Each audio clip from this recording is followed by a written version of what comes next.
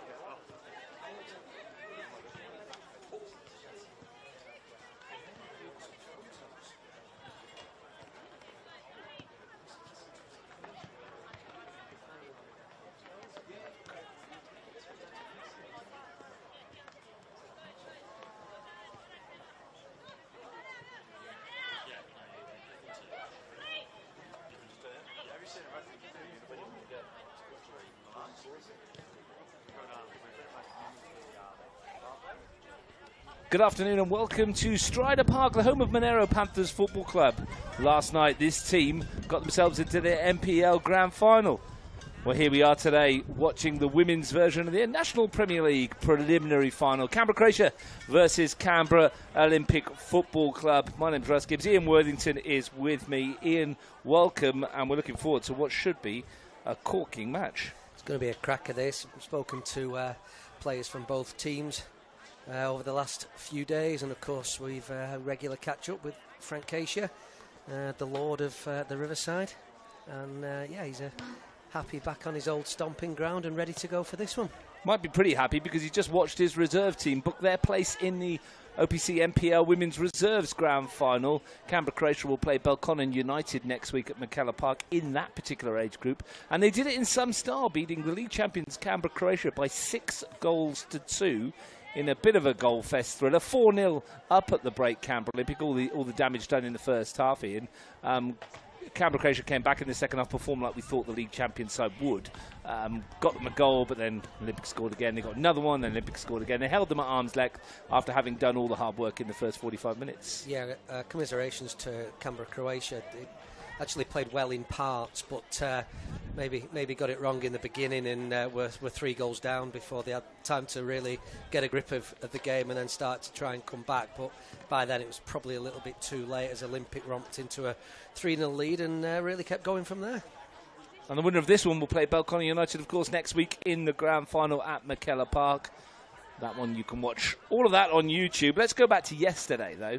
CPL 23s, ANU 1, Belconnen 0, which put ANU into the CPL 23s grand final at this very venue on Sunday next week. They will play Belconnen Canberra Juventus in that one. Later in the day, we watched the first grade match in the CPL. Belconnen United 1, ANU 3. League champions Belconnen United knocked out. ANU will play here next week against Canberra Olympic in the grand final. Great performance from ANU, structured, organised, took their chances when they came their way, scored at vital times. Missed a penalty, but didn't matter in the end. Defensively, structurally, brilliantly well from Tom Crosley and his team. Just a solid, very mature performance from them, and they were very enjoyable to watch just mainly in their rigid, solid structure, and from there went and got a couple of very, very good goals too. So congratulations to ANU. Absolutely. In the NPL 23s, league champions O'Connor Knights, well, they were knocked out by Canberra Croatia. Another goal fest, O'Connor 3, Canberra Croatia 6 in that one. We watched a bit of that as well. Some wonderful goals that were going in. Hat-trick from Rakic and a couple of goals from Ollie Hawkins as well. That puts Canberra Croatia through to the 23s grand final, where they will play Tigers at McKellar next week. And then, of course, we watched the first grade last night. Canberra Croatia, the league champions. The curse of the league champions continues. Beaten 2-1 by Monero Panthers. A goal 2 minutes from time from Connor Minott-Smith. A great game, wasn't it? Pratejna scored after 9 minutes, and then Fakedi Mane equalised. There were chances at both ends, and in the end, Connor Minott-Smith scored the goal. Yeah, it was an interesting game. Thought that Canberra Croatia would have come out a bit more than they did, but actually they didn't, and Monero got a grip of the game very quickly from there and dominated in huge parts of that. And then Connor Minott-Smith, as you've said, comes back with an effort from about 25 yards out along the ground, and it goes in Sam Brown's bottom left-hand corner, and what a way to win the game.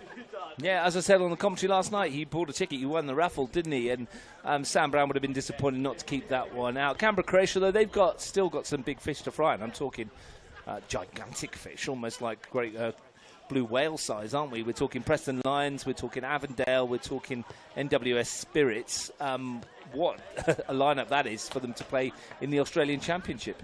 Yeah, and that's what's next, isn't it? It's a very exciting proposition for Canberra Croatia, and the club are very excited about it. We spoke with a couple of people, didn't we, yesterday afternoon, late afternoon, who letting us know about bits of the planning that they're doing as a club and as a team, and making sure they've got not just the right players but the right infrastructure, and that they're really ready to go in this competition starting in a few weeks' time. Are they ready to go? I mean, performance been really patchy since the cup final win, and arguably during the cup final as well. Can they lift themselves to this next level? Oh, well, you're always going to lift yourself, because you shouldn't be playing football if you can't lift yourself to play at that next level once that opportunity's there. And of course they will look to strengthen their squad as well in the build-up to that competition, to make themselves as strong as they possibly can when they go up against for this country, some very, very big teams. Some very big teams. Let's turn our attention to the Boys National Premier League. Under 14 results last night. Gungahlin United 1, O'Connor Knights 5. A bit of a surprise in the Boys 14s. Boys 15s, Canberra Croatia 3, Belconnen United 2. In the Boys 16s, Canberra Olympic, well, they came from 4th to win it. Canberra Olympic 1, Canberra Croatia 0. And speaking of coming from 4th to win it, Brindabella Blues did as well in the 18s. Brindabella Blues 2, Gungahlin United 1. Some really good football yesterday in those competitions, Ian. And I know you were a bit disappointed your team didn't get to the 18s finals, but grand final. But encouraging that some of the teams that finished lower down the ladder have been able to lift on the day. Well, we spoke about this, and I'm sure we will later in this game, that, well, you want to get some consistency to finish in the top 4 over the season, which is, those 4 teams did. And then when it comes to a final series, it's actually about what you do on the day and how you prepare to win that one game. You don't think about who you play next week or the week after, because if you don't win, well, you don't get there anyway. So it was very interesting, although not massively surprised. I think any of the 4 teams could have won it in the 18s. Brindabella have been great all year, really strong in what they do. They understand their game plan, they understand the quality they've got in their players, and as much as the quality that Gungahlin United have in there individually, and some very, very good young representative players, congratulations to Brindabella Blues, who turned them over yesterday.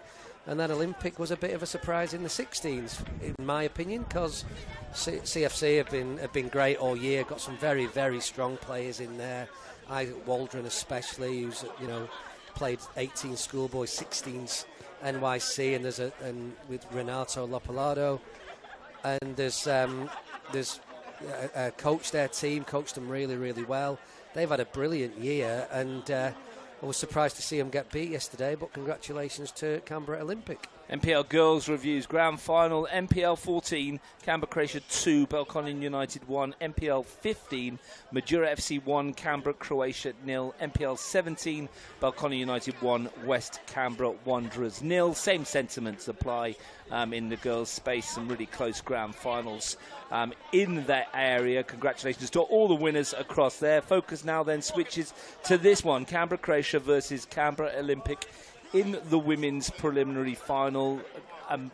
It's a game that's a bit too close to call, isn't it? I mean, you'd expect this to want to go the distance. We might be hit for extra time and penalties, Ian, but there's enough quality on both these sides to make an argument and a case for each one of them to be moving to the final next week? I am firmly on the fence with this one before you ask me who's going to win in a few minutes' time. I'm sorry, mate, I can't give you an answer to this. Do you know what? Which is why I've just set it up that way. You can't. You can't. There's a great players in both teams. You know, you've got also a coach who is pretty ready to win at times like this, isn't he? And Frank Keisha's historical medals around the house that he will, he'll have displayed perhaps.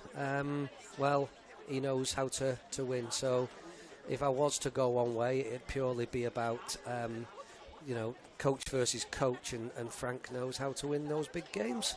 One player who's not playing today, and I don't know if Matt can get her on camera, Bella Barach down there on crutches, right by the gate there, Matt, if you can. I don't know if you'll be able to see her at home there. Give us a thumbs up if you can. You can see a very heavily plastered left leg there, and crutches for Bella Barach. Now, unbelievably, she's broken a tibia in the leg, because that's where it is.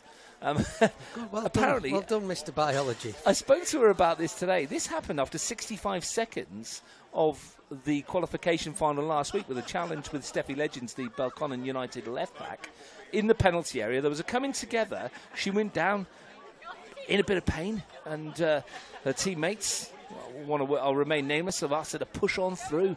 Come on, get up. It's qualification final time. She's played the rest of the 90 minutes on this leg.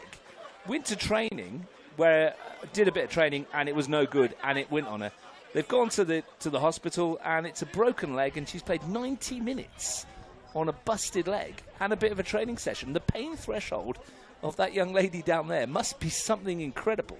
Well, we found out earlier today, didn't we? And then Bella just turned up with a leg from, top of her thigh down to her toe in plaster, and it's like everyone's gasped as she's walked through the door, because I think 90% people who don't know her would have expected her to be playing today, and certainly didn't expect her to be walking into the stand with a leg like it is. And her pain threshold, like you say, must be absolutely incredible, but your strength mentally as a footballer as well to just push through and get through that is just wonderful in the strength that she must have.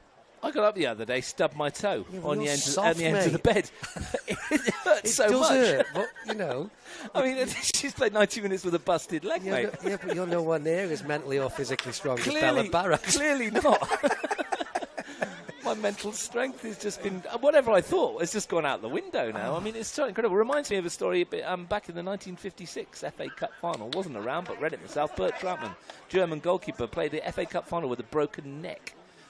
For Manchester City against Birmingham City, I think it was. It reminds me of that. It was just an incredible feat of endurance, and she's going to be out for quite some time now, of course, about 3 months, she tells me, or so, but we wish her the very best of recovery. Of course, that means that Bella Barach is not in the lineup today, and her place, interestingly enough, when we go through the teams in a moment, Ian, will be taken by Ellie Raymond in the number 10 role behind the front three. What do you make of that change? Well, Ellie Raymond is very versatile, isn't she? Because, she came on at left back last week, seen her play right side of midfield, and today she's playing in the 10 to try and be creative from there. Very good on the ball, very technically sound, and is creative. Not sure whether she's combative as Bella Barach, but we shall see. Matt, if you want to go down here, putting a jacket on, the big fella. Anthony Jagarinets, Canberra United head coach in the house, just down here. Big tall fellow with the sunglasses. You can't miss him, mate, when you get him in there. Got him in there. He's busy building his squad for the new Ninja A-League campaign. That will be for the 2025-26 campaign. Anthony Jagarinets' squad coming along rather nicely. There's some more announcements out this week, so we will keep you across that as well. Capitalfootball.com.au, CanberraUnited.com.au for all your Ninja A-League stuff. And maybe, Ian, he's come here to check out some of the talent locally that might get a shot this year. I'd be saying more than maybe. I think he's got his eye on one or two players. Well, I don't want to give anything away. Well, I can. I'm just a puppet who stands next to you. A true story.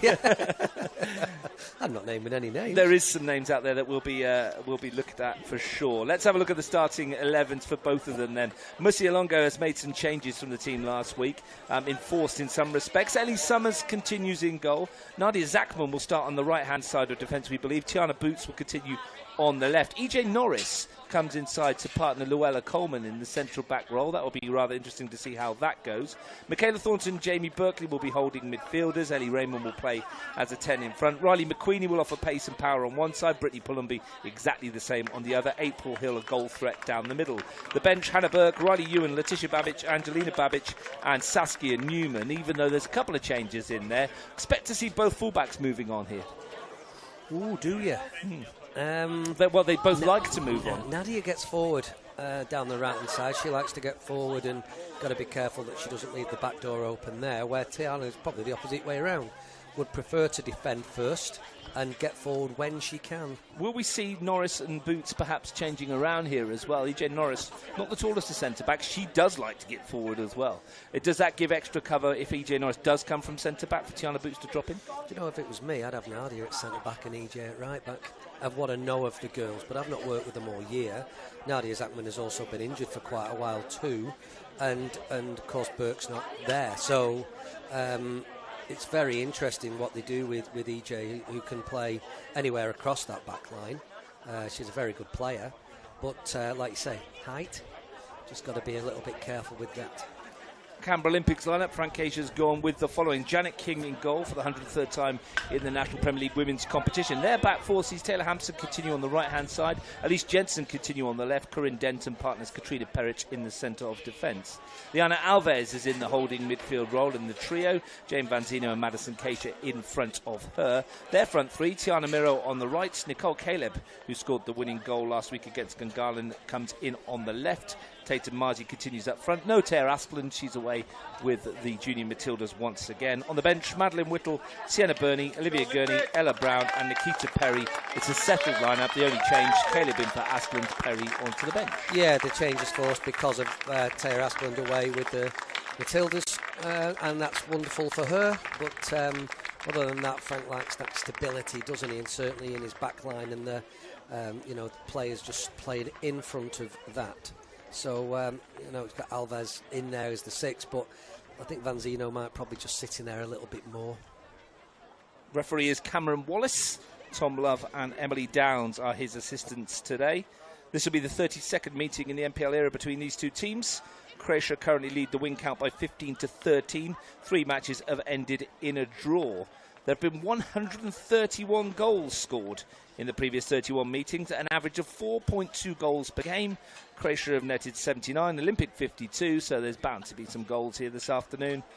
Here's a one for you, though. In the last 15 meetings between the teams in all competitions, Olympic have won 13, Canberra Croatia just 2.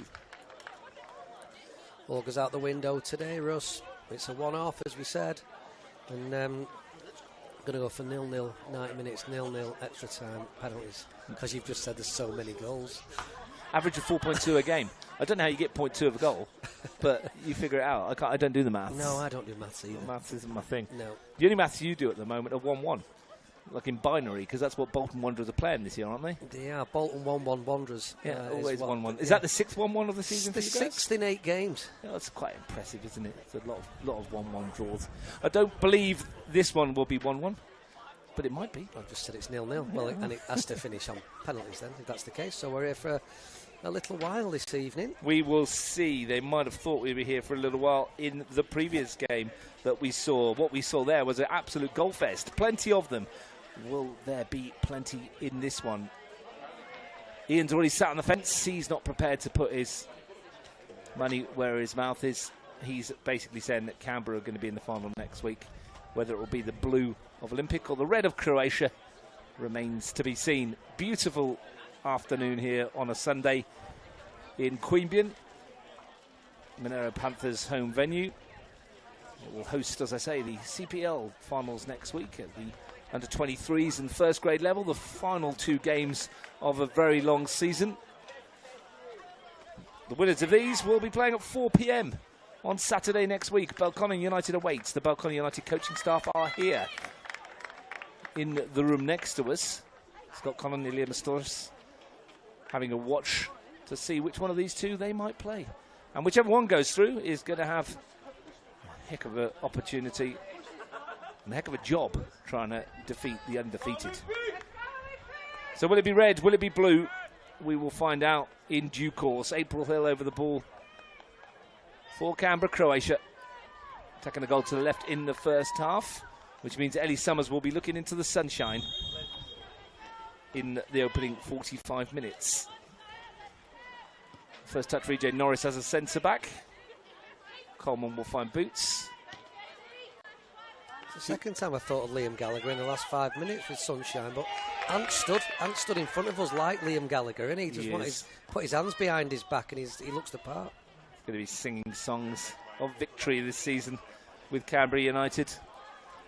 Tim Davies is in a boot.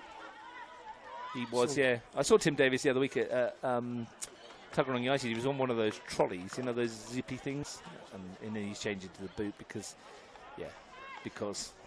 I thought he just controlled it with his left foot, and that was the problem that he's had. But he looks a bit more comfortable sat there now. There's some family friends just walked in the door for you there, Ian. Yeah, it's actually my cousin. It is your cousin. Waving to you. And to you. And to me as well, yeah. To me. To me, to you. All right, Chuckle Brothers. One of them's dead. How can I do? Yeah, one of them's dead. How can they do to me, to you? Just now? to me. Walking about by himself. Lara Alves. To me. Denton goes long. It's come off Nadia Zachman. Tiana Boots left us rather early last week. She was feeling a bit nauseous. Thankfully got over that and is back in the lineup. Had a fantastic season. Yeah, she's been great, and she's been tasked with looking after Miro down her side in the first half. I think if Miro goes over the other side and scores, then, we'll see what happens with that. But for the moment, Tiana Boots is looking after Tiana Miro. She'll get Miro. At one stage, she might get Marzi as well. Either way, it's a tough test for the fullbacks for Canberra Croatia. Up the other end as well, Riley McQueenie and Brittany Palombi will keep their respective markers busy. There's Marzi looking to slide one through. Boots in the way. Great positioning from Tiana Boots, though, just to sit in between. Hampson finds Marzi. Miro. Back for Hampson to clip it in to the middle. Marzi finds Vanzino. Looking for the on-rushing Nicole Caleb. Couldn't quite find her. Not sure about that throw. Riley McQueenie's done well to get that on the turn. This will be the fourth meeting in finals between the pair. Olympic have won 3, Croatia 2. This is the third preliminary final clash. Olympic have won the previous pair at this stage of the competition, and they've started on the front foot with plenty of ball. Marzi, Keisha. Canberra Olympic have scored more than twice in a game in 8 of their 20 matches in 2025. So have Canberra Croatia. Often get goals, these teams.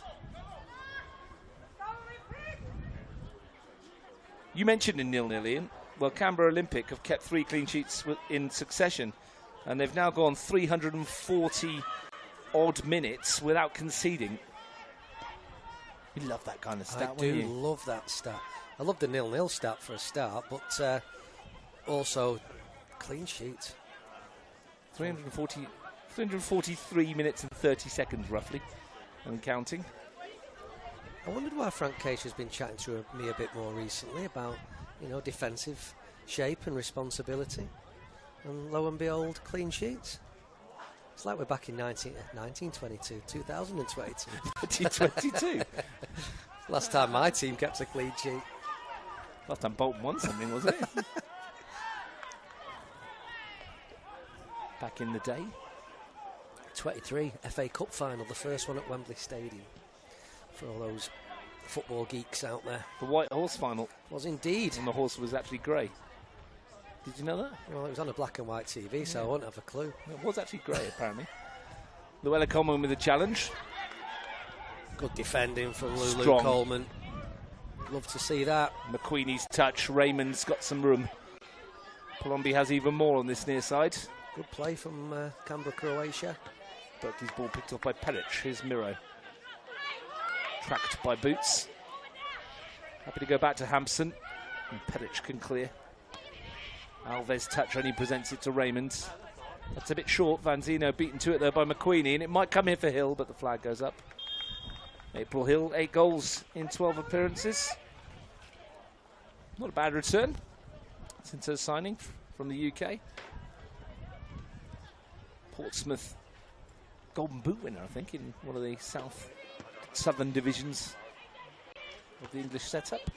It's Southampton Portsmouth tonight in the men's. Is it? What time's that? 9 o'clock. Oh, that's a good kick-off Yeah, time. it is. Might have to watch that. I will be watching that. That'll be a tasty derby fixture. Some of the Belconnen players in the house. Hampson Throat. Pearl Teen and Izzy Highmarsh, I think. Kira bobbing down there as well. Kira's there. Vanzino. Nice feet. Looking for the runner. Miro Boots has got across. Yeah, she's just asking Pelteen's for bought the you ball. some flowers. It was Father's Day last week. I don't know why I've got flowers this week. But anyway, thank you very much. Hampson's throw. They're all smiling. They must be in the final next week already. Feet up this week. Literally. Izzy's feet up every week. She plays with a cigar and slippers. Passes it about a bit. Boots with the throw. Goes long. Easily picked off, though, by Alves. Peric finds Hampson. Plumby gets the toe in.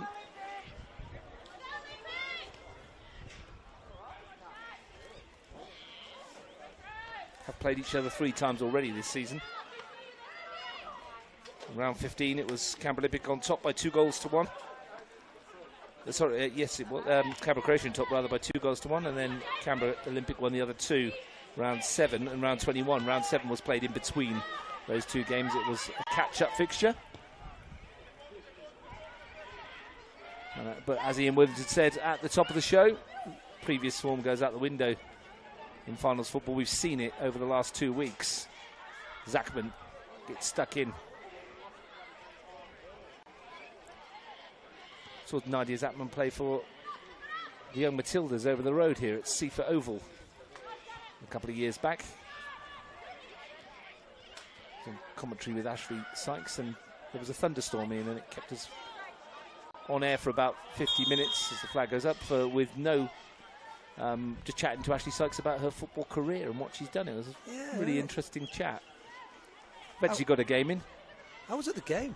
You were there, Yeah, it was a Pacific Nations tournament. They were supposed to play, I think it was Fiji, but they pulled out. That ball's flat, if that's what he's looking at. Honestly, if that ball is flat... Yeah. Every match I've been to this weekend has had a flat football, and we've been through this rigmarole every single game.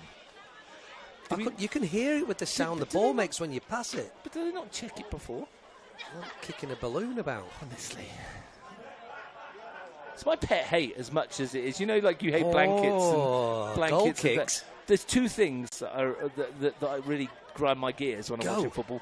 Flat footballs, and when they come out for kickoff and they shake hands and the officials go and check the nets and there's a hole that they've got to fix. And I'm like, why can't you check that after the warm-up with one of the officials goes out and check it so that we can just kick off on time? As the teams go back in and people have stopped kicking the ball in the goal, net, go check the net. check the net and be lashed in. Yeah, I think that's a really good idea. And then we don't kick off and go, well, we're stopping the game now because we've got to fix the nets that we could have looked at in the last 10 minutes while there's been no one on the pitch. Anyway, that's the things that grind my gears about football. No, that's VAR. That's fair enough. And trying to find a ball that's not flat is pretty important in a game of football. That's a nice little segue. We can get on with the game now. Got that off my chest. I feel like there's a weight off my shoulders. It wasn't quite 50 minutes with Ash Sykes, but it was... 5 minutes of whinging with Worthington. That's like every day. I believe you got described as a grumpy old man last night, so... Oh, I am. I totally get that description. This is a guy who likes nil-nils, mate. I mean... A true story. So we got a football that's good enough for the time being. Until it goes into the... You've got a grumpy comment, so somebody kicks it in the canal in the back, and we have to bring on a ball that's flat. Or the river. Jensen with the throw. Marzi's touch comes off the shin.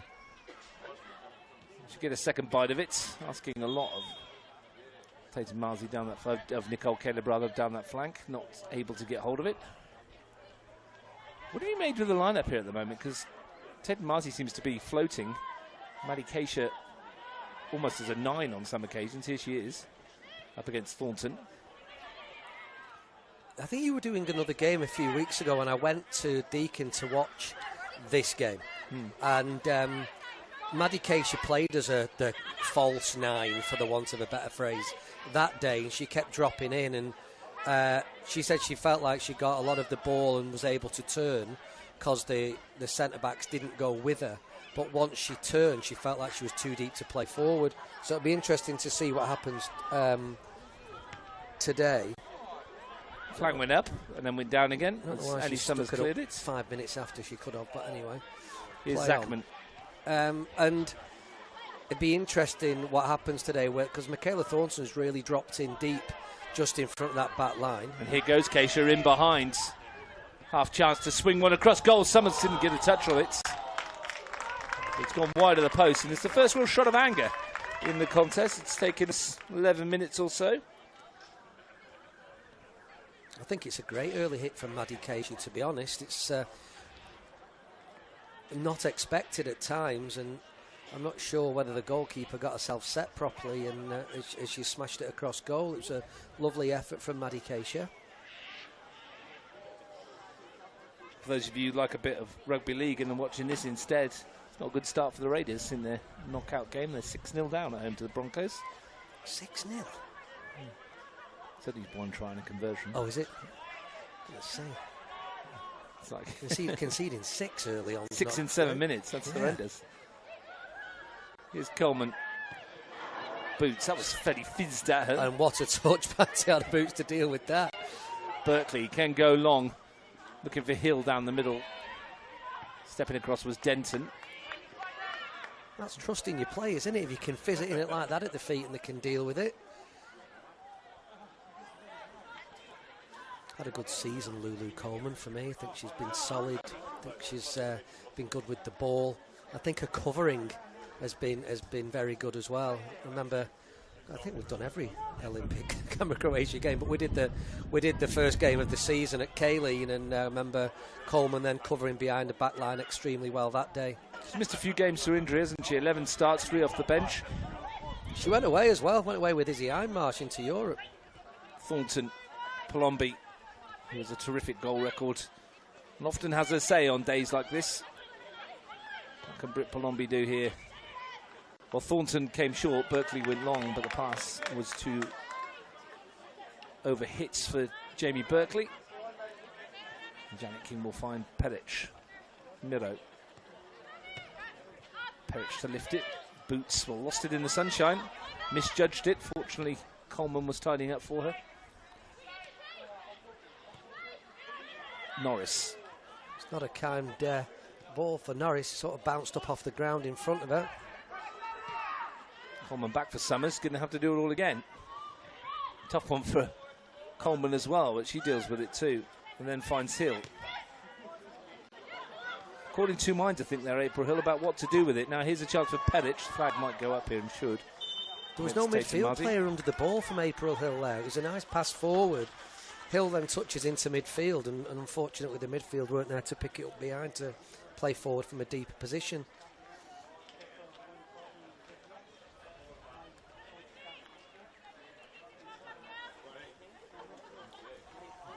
Coming up to the first quarter of an hour of the contest. Croatia have lost 4 of their last 8 matches in this competition following defeat in the qualification round. Their form has been a bit patchy in recent weeks.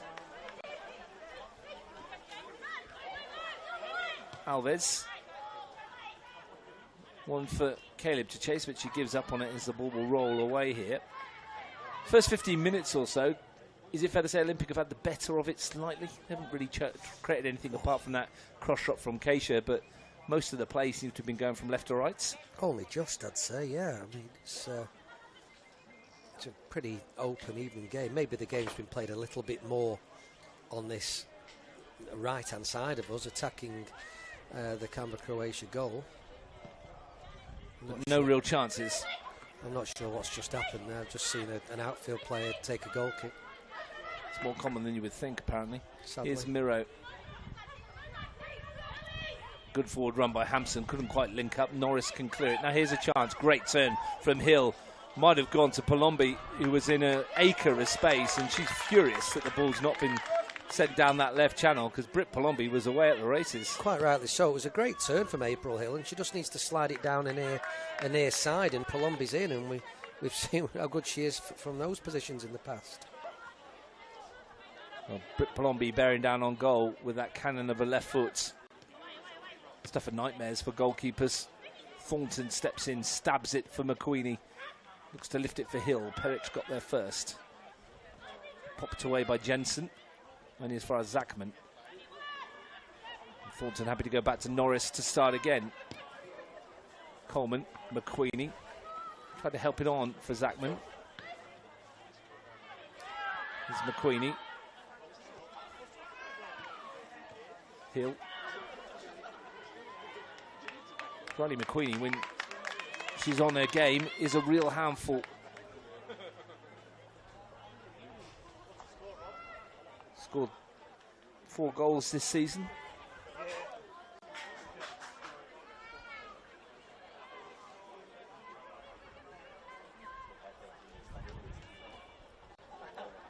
Canberra Olympic supporting with the blue hair. Quite impressive, isn't it? It's Quinn Connolly. And it's not Summer Connolly because I don't think Summer would, appreciate putting that wig on. Maybe she will later. I don't know. Keisha. Norris has gone to meet her, which means everyone's got to shuffle over. It's clipped into the middle towards Miro, who's going to get there first. Tiana Miro bounces up and hits boots. There are calls for handball, but never in a million years is that a penalty. If you're giving them, we're all going home, Ian. That's how the play will be a corner kick, will it? Or what's he pointing? He has pointed for a corner. She is wrong. The referee gave a corner, I think. Oh, the ref did, not the the referee, not the assistant. Not the AR. Yeah. But the assistant's like a metre away from it, so no wonder Tiana Boots was a little bit frustrated with that. Wasn't a penalty, though, was it, in your opinion? No. Bounced up, hit her on the hands. Yeah. Can't be given those. Marzi with the corner kick. First real chance from a set piece to lift it towards that far post. Perich came in, hits the underside of the bar. Has it gone in? They're claiming it. And it's given. Canberra Olympic leads. It's Kat Perich with a thumping header. And the blue half is in front first. Well, you've got to ask the question about whether it was a corner or not, but once the corner was delivered, the delivery was great, and Kat Perich head at the far post was fantastic. Very, very strong header, too strong for the goalkeeper through her hands, and seemingly crossed the line. Fantastic header, great goal. Couldn't see it from here, could we? But the assistant referee and the referee were right on top of it. Kat Perich was in no doubt that he crossed the line. Want to hit the underside of the bar, I think. It's Olympic who are in front. I love the fact that she didn't even question the assistant referee. She runs off and celebrates, and you don't ask the ref to second guess when you run away like that. It's your goal and you're keeping it. Now Keisha's got away from Coleman momentarily. Caleb. And Keisha's gone for the return, and they've broken the offside trap here. Maddie Keisha bearing down on goal. Is this 2? It is 2! Tatum Marzi, Canberra Olympic, smash and grab, 2 in no time, and all of a sudden the whole complexion changes. What a brilliant run from Maddie Keisha. She's actually run beyond and kept herself on side, and I know that CFC players are asking and questioning whether she's offside or not, but she's not. Maybe the player who was in an offside position in the first place was, but they stood still, and Maddie Keisha ran past, stayed on side. I thought she might have had a shot herself, but squares the ball, and Tatum Marzi with an easy but a lovely finish. 60 seconds of pure unadulterated joy for those in blue. For those in red, well, shell-shocked would be the term. What can they do in response? Palombi is penalised. I don't know what for. She's perplexed as well. I think it might have been to do, I'm saying there's a shirt pull, the referee. But Katrina Perich takes a Marzi. Mere seconds between the goal. Keisha won it back, and it was a lovely little 1-2. And they broke that offside trap. And Maddie Keisha, great awareness to, instead of hitting it a goal, which many people might have done, just to pick out the simple ball. I love the fact that she's beaten the offside trap with her run in the first place. It was so smart to come from that deep position. We've done it again here in Marzi finds Keisha. Marzi again. Hampson can't wrap her foot around it at the moment. Canberra Croatia needs someone to put their foot on the ball and calm things down.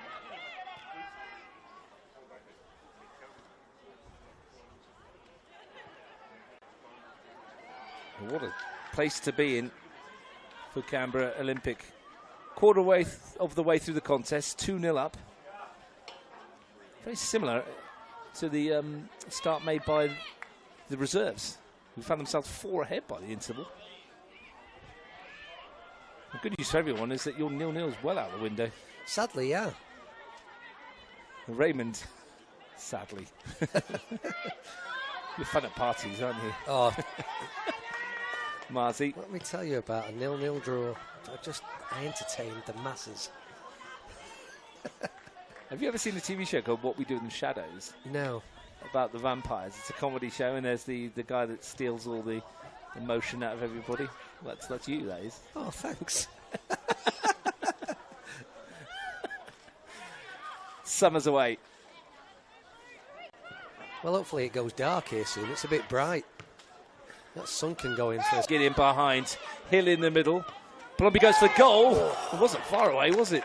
Skimmed the top of the crossbar. Might have taken a lick of paint with it. Tell you what, she's meant that as well. There's no way that's a cross. She's seen Janet King just set off to come out towards the cross, and it's a lovely strike and just a little bit too high.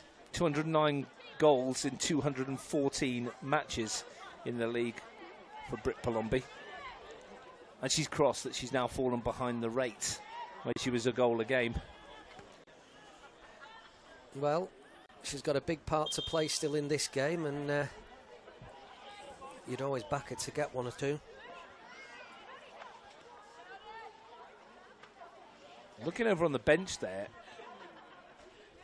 Ian, is this Canberra Croatia about to make a change? Because that looks like Hannah Burke, doesn't it, getting ready? And I'm wondering what's going to happen here. Keep an eye on that. Was pretty much stripped, ready to go. Like you say, is it Hannah Burke? Just not even got a bib on. See, the sun's a bit too bright. We'll keep an eye on that. Here's McQueenie. Tried to lift that ball in. It's Nadia Zapman who puts the hand up of apology. And we are going to see a change here.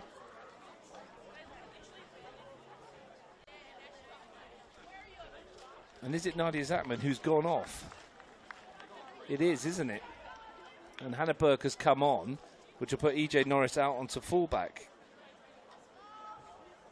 Well, it's not roll-on, roll-off subs, interchange. 24 minutes, that so be very interested, and I'm sure you will go and ask at half-time why that change was made. Either Nadia Zapman is just not as fit as you know, as maybe she thought, or the whoever thought. But is she still injured? Has she tweaked the injury? Like I say, you'll probably find out at half-time. She ran off, didn't she, though? There didn't seem to be a problem. Maybe it's a tactical change, of course. Burke comes in at centre-back. Alongside Coleman, where she's played all of her football this season. Well, and then it pushes EJ Norris out to right-back. I would have thought. That throw might fall for Palombi. Janet King got there, though. Denton did well just to ease Palombi out of the way and make it easier for the goalkeeper.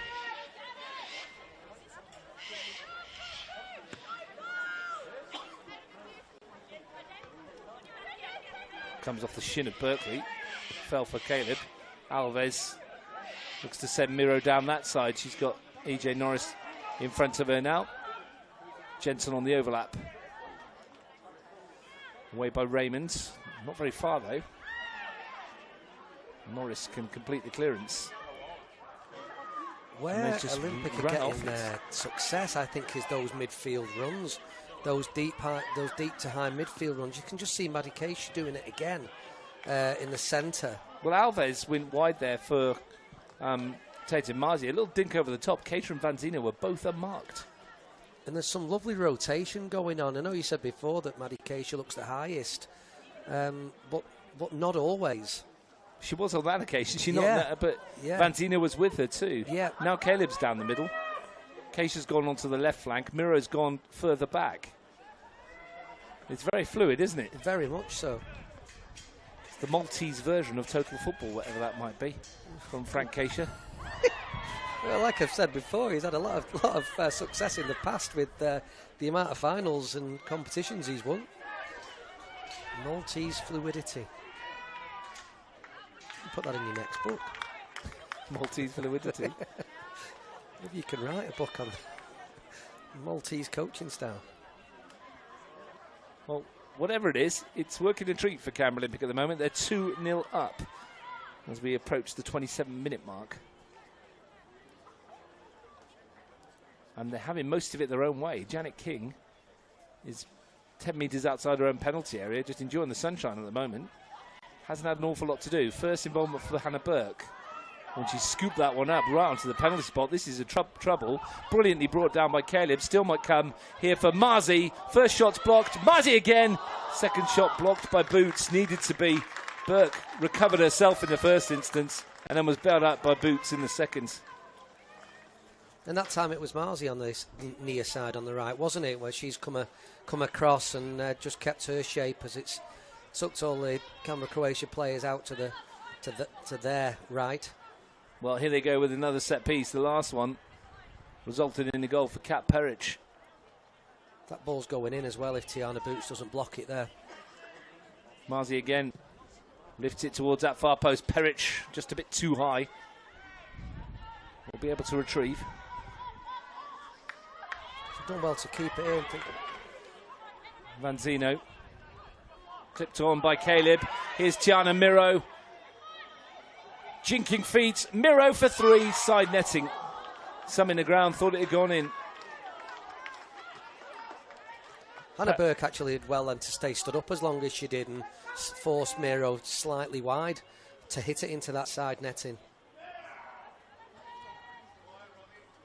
Well, Hannah Burke's come on to take the goal kicks in. There you go. Beautiful. But there is, every time Canberra Olympic approach the edge of that penalty area, I wouldn't say complete disorganisation in the Croatian defensive ranks, but it's not the best I've seen them play. There's a few nerves out there, isn't there? And they're chasing the game. I'm just wondering, also had it on a little bit of good authority, that Alice Summers is struggling a little bit with a slight injury, which may affect her kicking throughout the game, that she can't get those distances, which is why Burke and Coleman have both taken goal kicks for her so far. And that will affect her distribution out of hand as well, which is why we've seen a few throws from her this afternoon. Yeah, I'm going to monitor that up until half time and see, because if she's not kicking at all, there's clearly an issue. She has had a very good year, Ellie Summers. Oh, she's come on leaps and bounds. Yeah, she's done really well. Superb performance in the cup final. Belconnen won by a goal to nil. Saved a penalty from Alyssa de Campley in that one. Half charged down by Riley McQueenie. Falls for Norris. Raymond. Thumped clear by Jensen. Good covering by Burke. Yeah, good shape. Coleman looks for the angled ball for Palombi. It's a cracker as well. And Britt Palombi, the flag goes up. Unlucky from Canberra Croatia, but they're building something here. The Canberra Olympic crowd, which was a little bit vociferous when they were 2-0 up a few minutes ago. It's just gone back into its shell somewhat, maybe a little bit nervous. This Canberra Croatia side's too good, of course, Ian, to not have a response to this. And I just think they've got an out, which is, whilst predictable, it's got to come into midfield and on the switch and get Colombian as often as she can behind the Olympic backline. And that's twice I've seen her do it now. All right, the second time being offside and the first one a foul was given. But still, you've got to stay patient with that approach and try and get him down that side, I think. Well taken by Tatum Marzi. Got runners in the shape of Keisha. Just drew boots out to her. Hampson. Keisha. Peric to send it forwards. Burke swings a leg at it to get rid of it. And as it comes out, is that where they're missing Barrett a little bit, because she does not a play getting on that ball in that 10 area as much. As you mentioned, Ali Raymond, very experienced in that role. Manzino's ball for Jensen. Miro. Jensen's continued the run here. And if she can keep this in, she has. Only Marzi to hit in the middle at the moment. Well, Marzi tried to get the little flick, but there wasn't any other blue shirts in there. Good run from Jensen. Slotted in beautifully into that full-back position. Yeah, she had. She was good last week as well, wasn't she? And started very well today. She's quick, isn't she? Very positive when she goes forward. Hampson's throw. Ellie Summers was put under pressure by her own defence there. Peric has won it back. Well, 2-0. The most dangerous score in football, apparently, isn't it? Norris finds Hill. That's what they're saying. And certainly when CFC keep coming back forward like they are, they're certainly still in the game for now. Great defensive work from Tiana Miro. Another strong season for her. I know she's got such great attacking attributes, but sometimes I look at her and I wonder what she would look like playing left or right back in a really decent side. Everybody's a fullback in your book, isn't it? If they're good, yeah. I've seen some bad ones. Stood next to my own vision. Watch my own videos enough. My very first game of football when I was a young lad was as a left fullback. Was it really? Yeah. Didn't last that long. Yeah. You have to stop people when you play that position. But you just stand in 6-yard box. Marauded forward, scored a goal, mate, and then that was it. Picked up front for the rest of my life. What could have been if only that had gone over the bar, eh? Then you'd be a bad left back. Bad left back, yeah. Sliding doors moments. Absolutely. In football careers. Coleman. Raymond. Look how high they are at the moment. Trying to get the front three to use as much width as they can. It's pretty smart from Olympic, though. They're just dropping off, aren't they? They're not allowing much space in behind. Miro took that down brilliantly from King's clearance. Jensen steps away from one. Miro happy to start again through Denton. Back for Janet King. 12 minutes to the break. Got themselves into a position of authority here, Canberra Olympic. They won't want to let it slip. That's a strong challenge, Burke on Peric. Berkeley's lifted one for Hill. Bounce will be crucial here, and Janet King always favourites.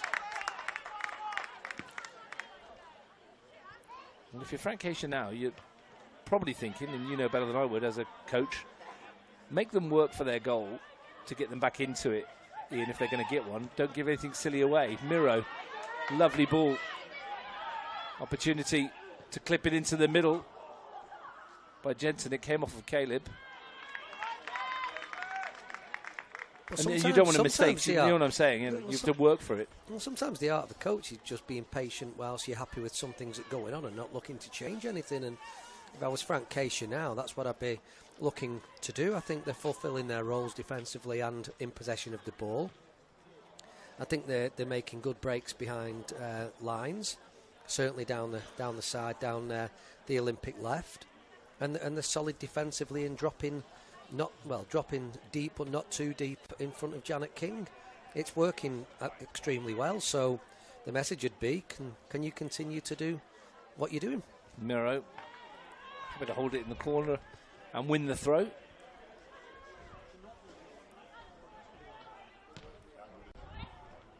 Wasn't the best of throw-ins. Didn't give no one in the blue shirt anywhere near it. Caleb looking for the angle ball for Marzi. Didn't quite work. Ellie Summers was there. Could bowl it out for Berkeley. Palombi. The return ball not good enough. Peric can stab it forwards to Marzi. Vanzino allowed to turn. Look at the room for Miro. Norris backpedaling. Hampson's furthest forward now. That's the right fullback, who was furthest forward as the number 9 for a moment.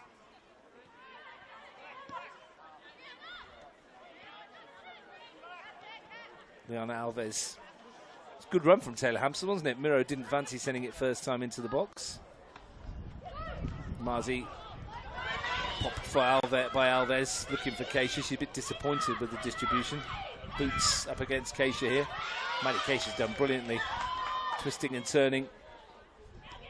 And finding the pass for Marzi to send it in for Vanzino. Is this 3? What a stop. Ellie Summers keeps her team in it with a strong right hand. It's come out as far as Alves, but that might be a crucial moment. Sensational build-up from Canberra Olympic. Brilliant from Maddie Keisha. Great strike from Jane Vanzino. Sensational save from Ellie Summers. What a brilliant save from Ellie Summers. Strong right hand. She's just stayed up and she's not gone to ground, and then it's just that reaction, isn't it? And her reactions are really good to keep that ball out the net. That could be critical. Once Vanzino had controlled that, you expected the net to bulge, didn't you, from that range? And the keeper reactions, top class. I think what's happening a lot down this near side here is Olympic are getting 2v1, sometimes 3v1 situations. That was what nearly created that goal then. Taylor Boots has one player wide to look after, and then there's another player. And what they're trying to do with Palombi is keep her high and wide.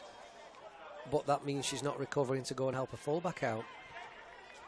Now, the tactic is at 2-0 down, of course, can you get on the ball and get Palombi in behind, which he's tried to do on 2 occasions.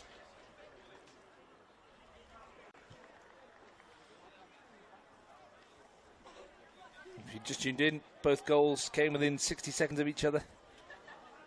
Incredible start to the contest. Katrina Peric with a header off the corner. Tatum Marzi a minute later. Have a look ahead to next week. It will start to McKellar Park at 10 o'clock. Sam Watson will take you through Belconnen United versus Canberra Olympic in the Women's Premier League Reserve Grade Grand Final. He's on the mic again at 1 for the men's 23s. Tigers versus Canberra Croatia. That one should be a cracker.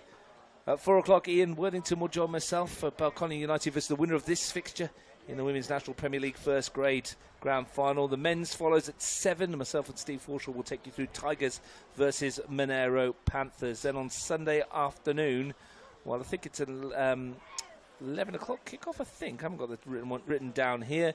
In the under-23s Grand Final, as ANU take on Canberra Juventus. And then at 2:30, Canberra Olympic versus ANU to round off the season at this venue. That's your finals next week. There's one place glaringly empty. The winner of this fixture at the moment, Canberra Olympic. Now there's a problem over here for Riley McQueenie, who's gingerly walking off the field. Missy Alongo will not want to have to make a second change so early if he can help it. He's got a ready-made replacement in Riley Ewan for McQueenie. Did you see what happened there, I didn't Ross? see what happened. Neither did I. I think it might have been a coming together. And she's a tough cookie, Riley McQueenie. It's going to be okay. Quick drink of water.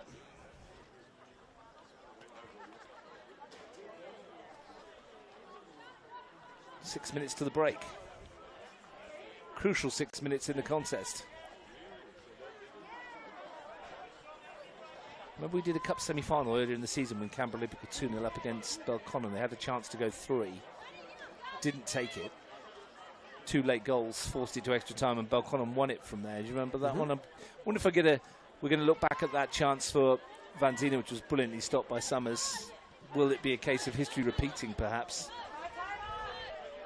They seem much more assured about themselves today, Olympic, though. They have been in super form. Well, that's right. They come forward in droves, don't they? And they're really putting the back line under a lot of pressure.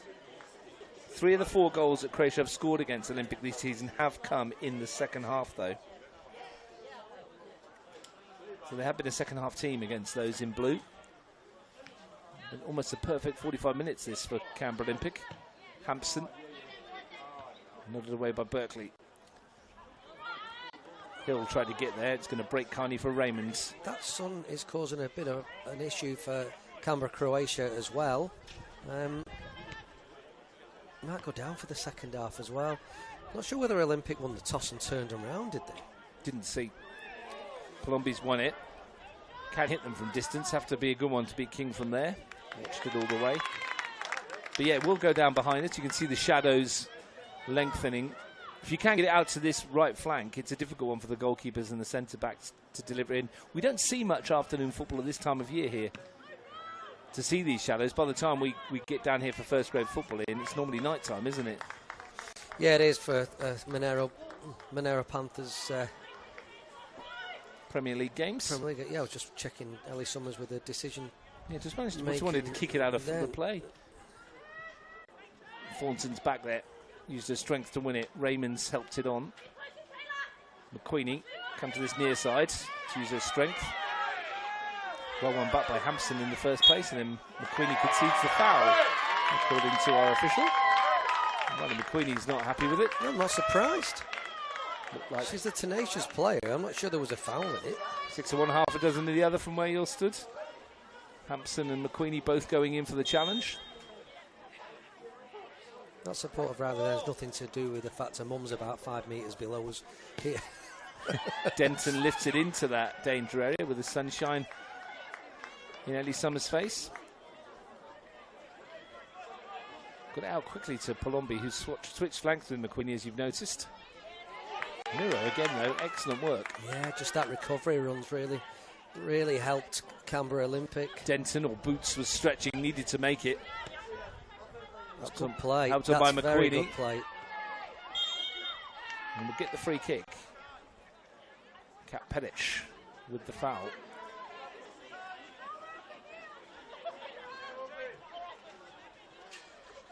April Hill picks herself up off the ground. Yeah, I think she spun Kat Perricks then, didn't she? And Kat Perricks did what good defenders do and just gets the game stopped when the ball and the player have spun you. Well, Palombi's behind this. It's an awful long way to have a pop against a goalkeeper of King's quality. Does she have a shot from here, or does she dink it in? I mean, the run-up would suggest it might be a shot. I think she keeps checking to her right-hand side. Here is Palombi. Sends it a bit too high. It was neither one nor the other in the end. Yeah, she wasn't happy with that as soon as she kicked it. Well, we've got 2 minutes to go in this first half.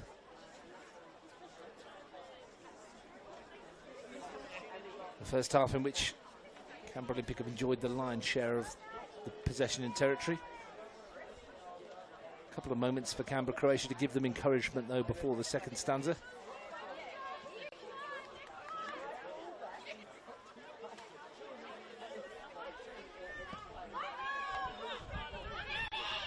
Goal now for either side might be critical in the context of the match. Acacia's sent one for Marzi in behind, and she's quick enough to get there, but Coleman ate up the ground. Brilliant piece of defensive work from Lulu Coleman. Clearance only finds Hampson. And it's whacked clear. Burke, who finds Palombi. Good feet from Palombi. Raymond finds McQueenie, looking for Hill. Clumped clear by Denton, only as far as Coleman. Berkeley, first time ball for Norris. Looking for the run in the channel of Britt Palombi. Good piece of defending again. They've moved the ball well of Canberra Croatia at times. You know, they moved through the lines. They've stepped in the back line well under pressure, but been calm with it, and certainly been decent on the ball. Just put the pressure on here, and King has lost it, and Raymond has a chance to send it across. McQueenie They may have dodged one here, Canberra Olympic. It's not over yet, though. Thornton clips one in. It's going to dip over the head and into the net.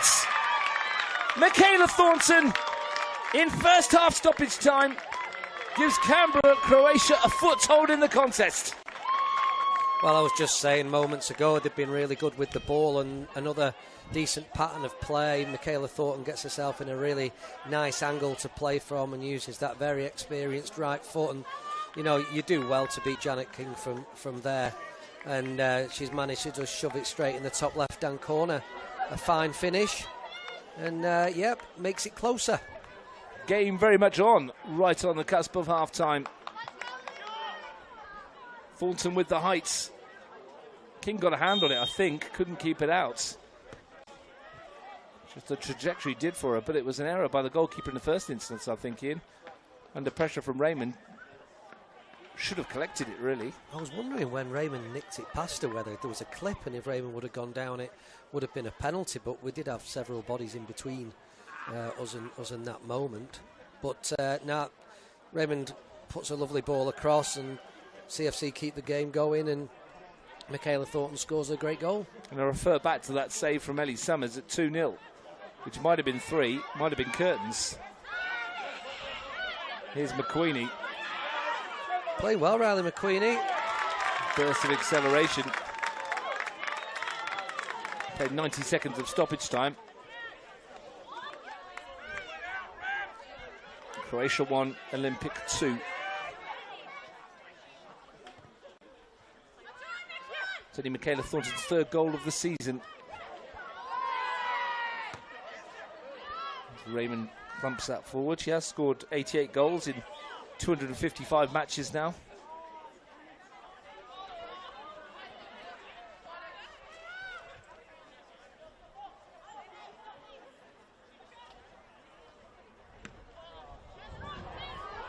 King's distribution has led her down somewhat as well.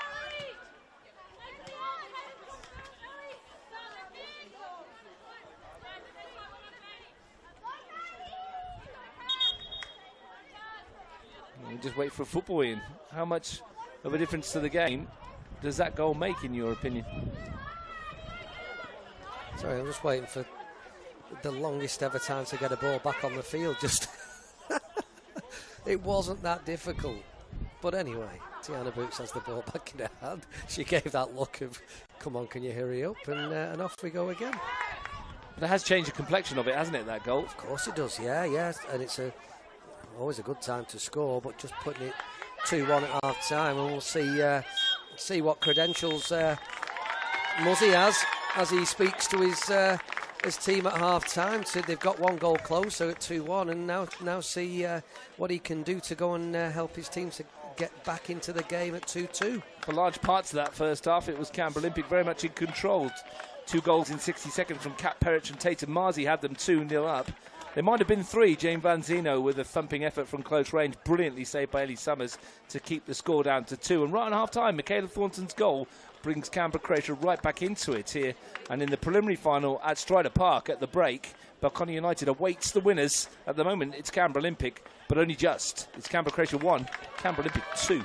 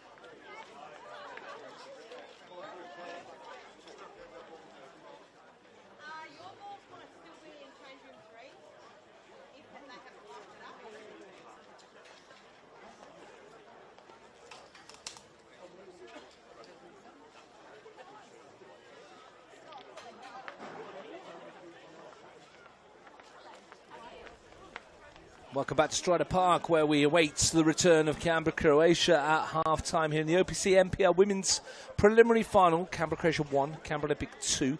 I'm Russ Gibbs. Ian Worthington is with me. Ian spoke to saw Isabella Barrett's mum in the what's my words? Use my words. Lounge at half-time. She was expanding a bit more on the Bella Barrett story we told you at the top of the broadcast, where she had broken her leg.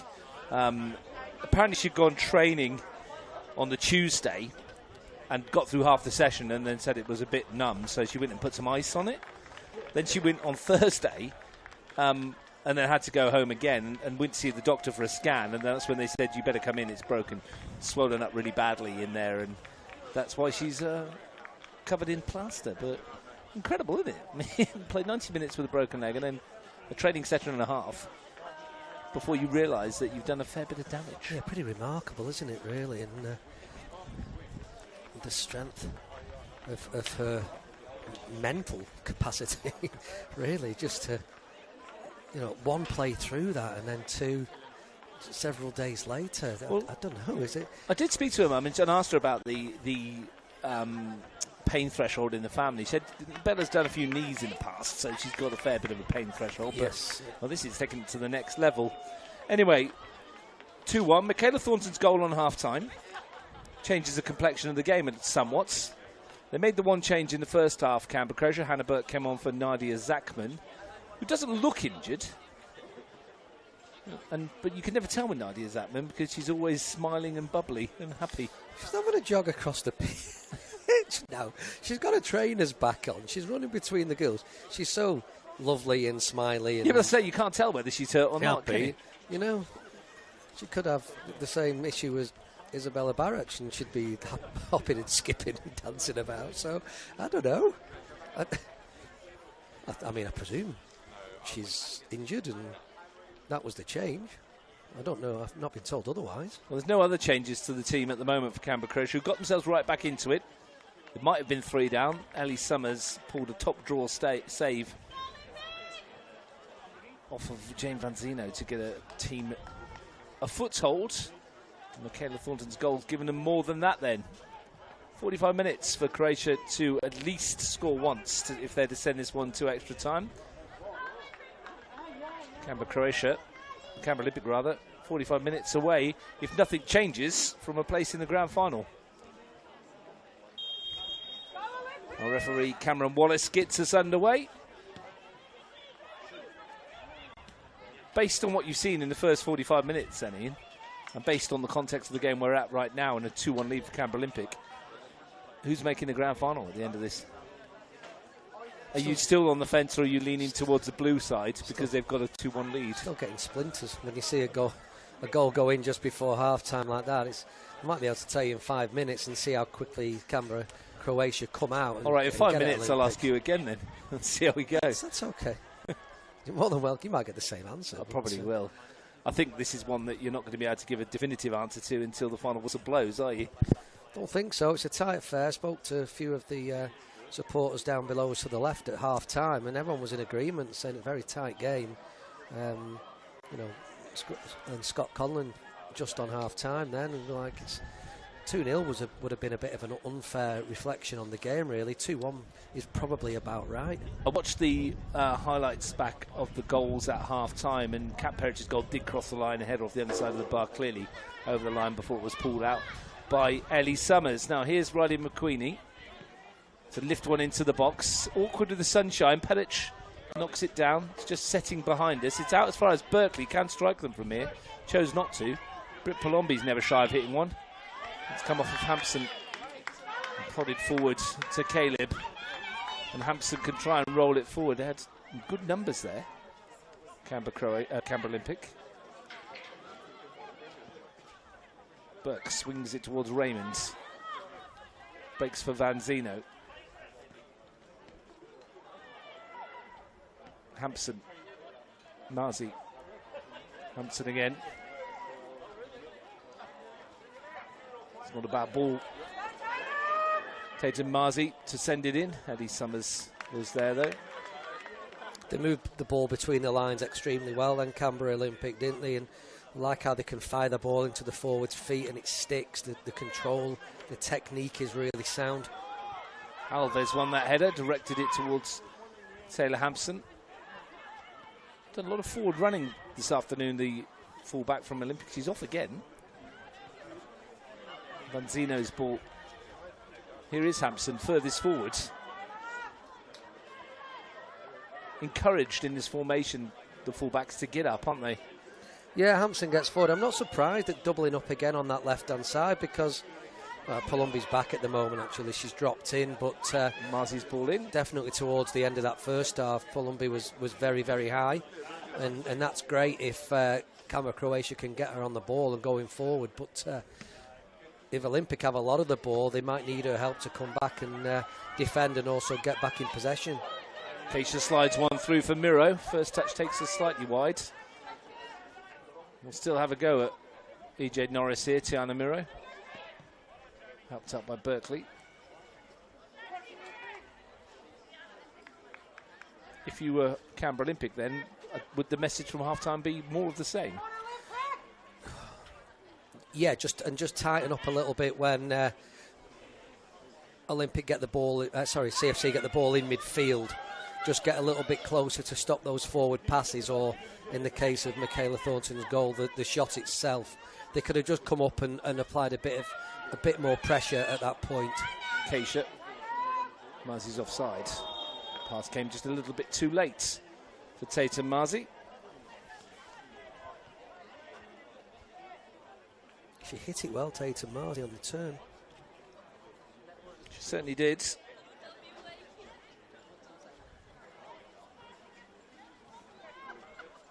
Anna Burke with the free kick, though. Met by Keisha. Up on by Caleb. Finds Marzi.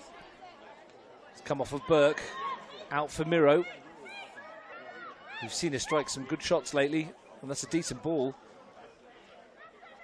Caleb ball wide. Marzi fires it across goal. Summers forced to beat it around the post. Good save by Ellie Summers. Another great strike from Tatum Marzi.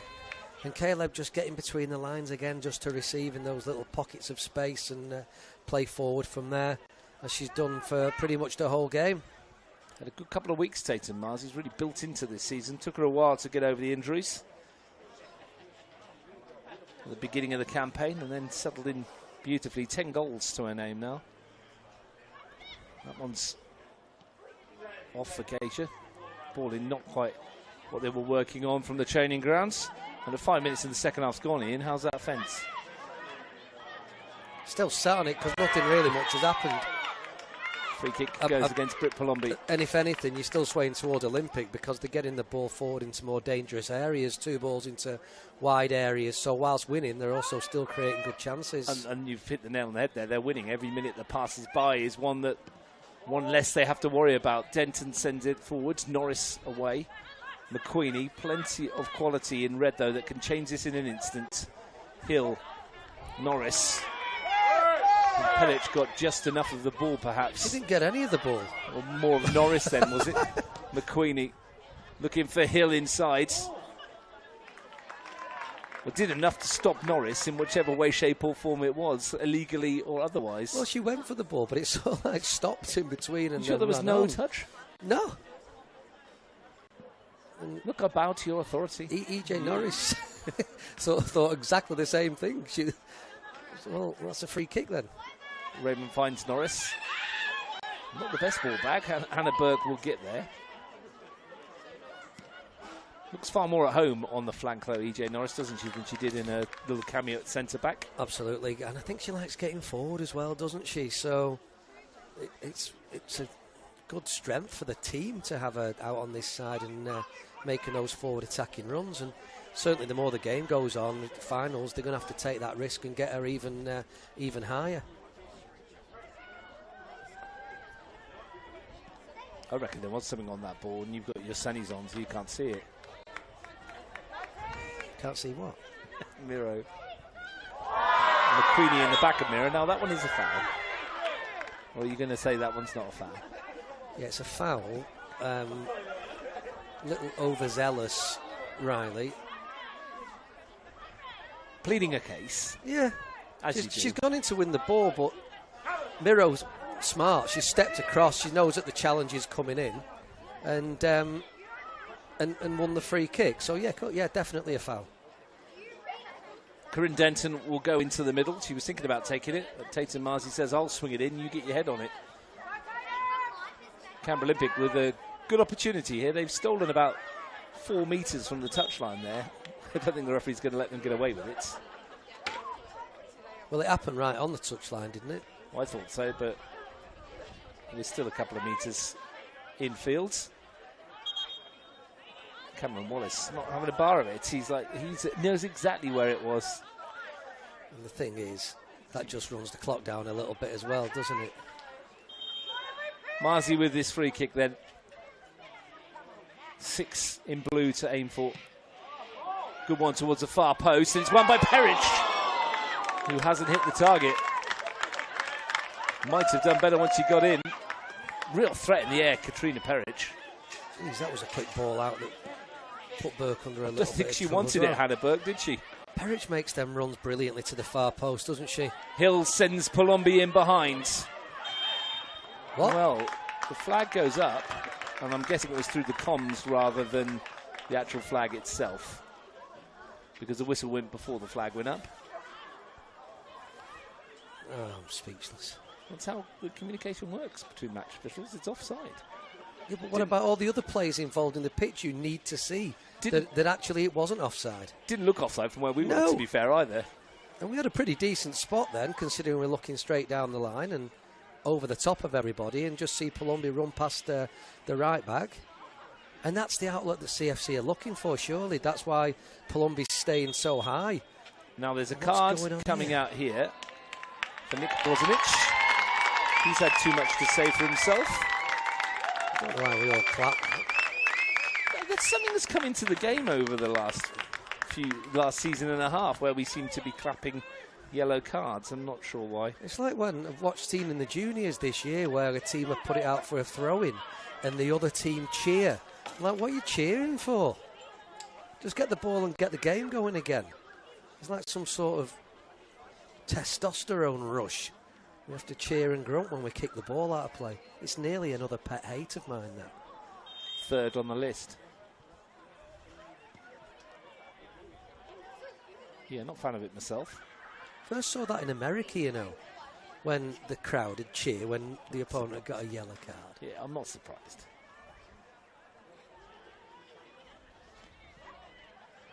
Kind of inflames the situation a bit as well, doesn't it? Well, it does. When you got your yellow card this year, did everyone cheer? Probably. I wouldn't have noticed. I was at the forefront. Yeah, I wouldn't have noticed. You're there fisting me face. Get in, yes. Great challenge by McQueenie. Yes, good. Jensen didn't mind it either. You can't knock her for that. A good duel, that one, Jensen and McQueenie down in front of us. Yeah, it is. Two good players. McQueenie very quick, Jensen quick as well. McQueenie likes to use her strength. Jensen not averse to that. Jensen's had a great season as well, hasn't she? Yeah, very good.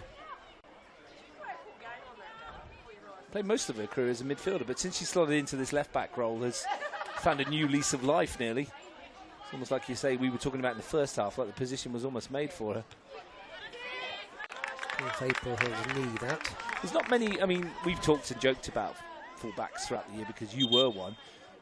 But as we're going to get a substitution in it, we'll figure out what this one is. Riley Ewan for Andy Raymonds. It's not a position that is glamorous in any way, shape or form, and it's not a position that players sometimes really want to play, is it, Ian? But you say to a player, you'll be a good fullback, and their first reaction is, I don't want to be a fullback, I want to go further forward and create chances and score goals. But there is a place in the modern game for the prototypical modern fullback to get up and down, be able to defend and join in the attack as well. It's a very specialist position near enough now. Well, just generally as a position, I was released from 2 clubs as a forward because I thought I was a forward and I wasn't a very good one. Fortunately, a club signed me as a left back and I went very much forward from there. So, yeah, I was that player who thought that, oh, great, you know, you've got to play as a forward, but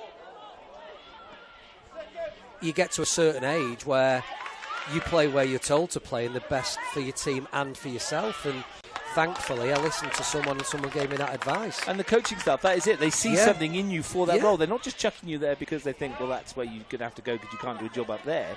It's doing a job for the team in the position you're picked in. Too often players pigeonhole themselves too early these days. Oh, jeez. Hill ducked into it. And Pedic went to clear it and caught her right in the head. That is a sore one for April Hill. I'm not sure whether a knee went into a thigh as well. Yeah, it's sore. Nothing untoward. It's a free kick, no more. April Hill picks herself up off the ground. Not for the first time today. And a chance for Britt Palombi here. As the wind picks up slightly. That sun for Janet King is just about in the final phases of going away. If it comes out of the sunshine here, it might be awkward. I'll be very surprised if she shoots as good as she is from distance.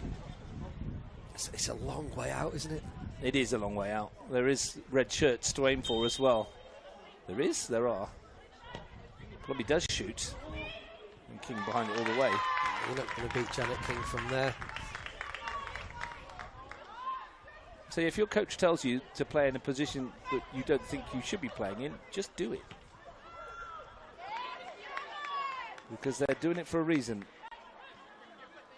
Palombi looking for Hill, Pedic across.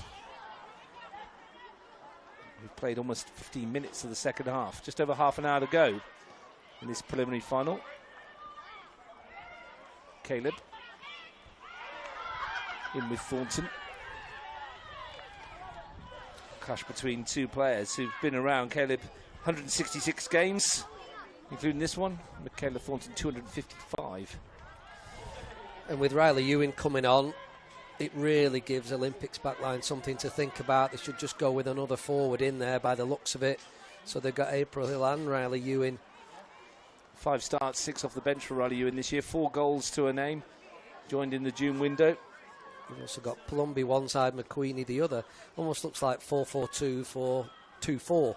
Well, I think what you're trying to say is there's plenty of attacking talent, isn't there? And it's a final, so, you know, if you're losing and the longer the game goes on, the more forwards you've got to have on the pitch. And if you ship one in at the other end, it actually doesn't matter. You're out anyway. We've got a corner here. Brittany Palombi can take. Riley Ewan can add some height to it too. McQueenie's in there. Hill's in there. Coleman will come up from the back, as will Hannah Berg. Michaela Thornton will add her considerable presence also. Olympic all hands to the pump defensively. Taylor Hampson providing the one-person wall in case it's a flat delivery. Will be forced to add some height. Ewan climbed highest. Might bounce in the 6-yard box. April Hill on the turn, but Tiana Miro smuggles it out for a corner on the other side. Good header from Riley Ewing just to keep the game in play, to keep the ball buzzing around that 6-yard box, and from then a bit of a scramble and anything can happen. Britt Palumbi will come across here and Taylor Hampson will reprise her role on the other flank. You can't really go near post there, can you? Because of that. You have to whip it round her. And I think it is a left-footed in-swinger, isn't it? It will be. Yeah. Like swung that into the area. King, good punch. Might come out here for Norris. Rather tentatively ran onto it.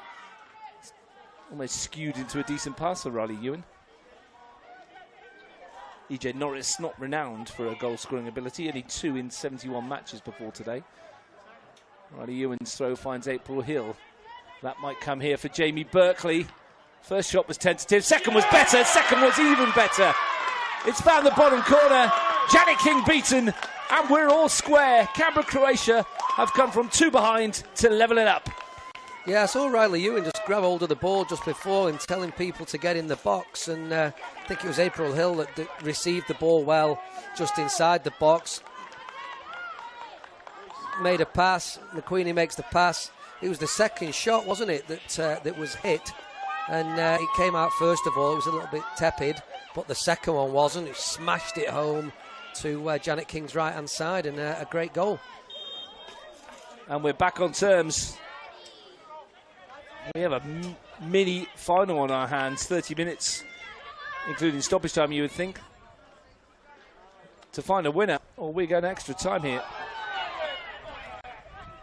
Who's the momentum with now?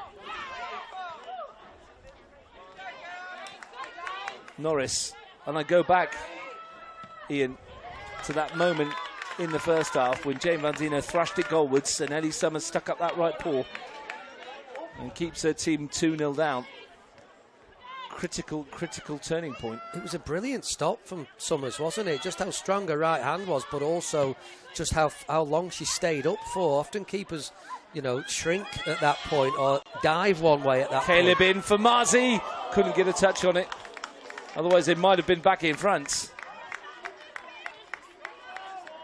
But yeah, that moment, in the scheme of things, we thought it at the time, we mentioned it at the time.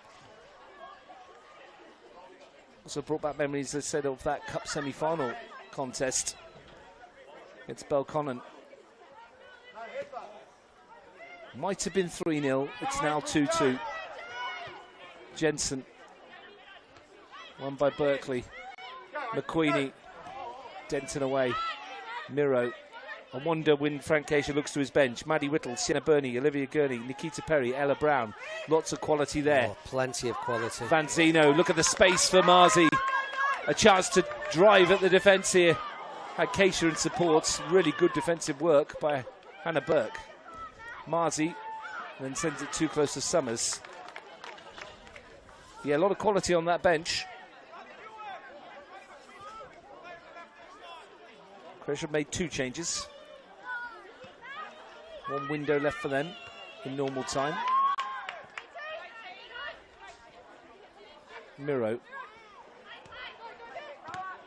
Charged down by Berkeley on Van Zeno. Coming more into it now, Jamie Berkeley. April Hill. Jensen tracked back to help. She was already playing well, Berkeley, before that goal she scored, but that's really perked her up as well. And on the front foot, up against Jane Van Zeno, which is a tough ask in itself.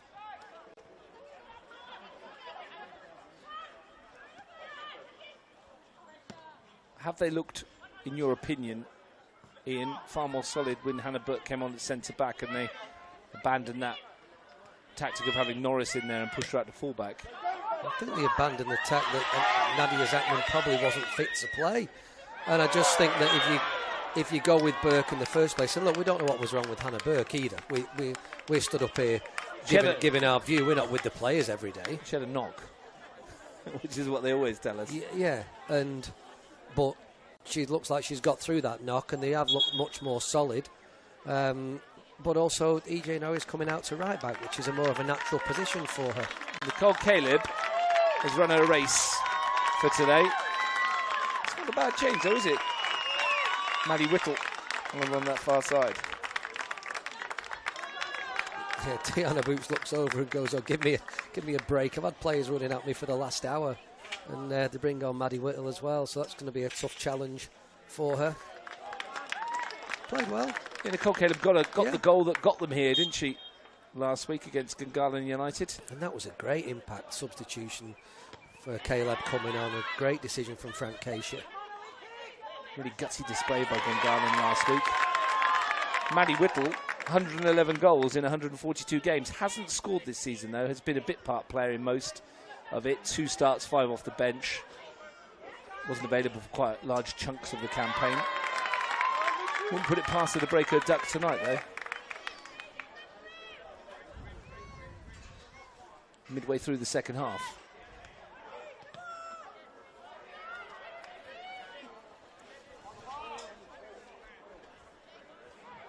In terms of support, there's only one side in front here, isn't there? Canberra Olympic far outnumbering the Canberra Croatia support.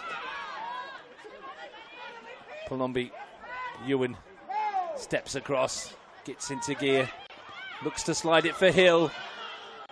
Wasn't quite there with the weight needed, but nice run from Riley Ewan. It's a good start position from Janet King as well, wasn't it? Just to collect that as it came through into her box. Palombi's won it back. A bit too easily for Canberra Olympic's sake and swings the left boot at it. Not accurate enough. Extra time and penalties is a possibility.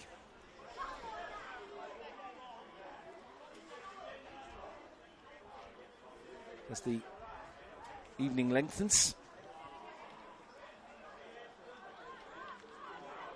Very picturesque ground here at Stryda Park. Reminder, you can watch the men's team in action next week. Battle of the Big Cats, Grand Final edition, 7 o'clock from McKellar Park. Tigers, Panthers. Which will roar the loudest? Preceded by the winner of this versus Belconnen United in the Women's National Premier League. And whoever it's going to be, we're going to get 2 outstanding football matches next week, is my guess. Yeah, looking forward to both of those. I think whoever plays Belconnen as well out of these two, it's going to be a big test for Belconnen United, even though they've had such a great season. Norris ball in, picked up by Denton. Neither side would particularly want this to go to extra time, would they? With that in mind next week.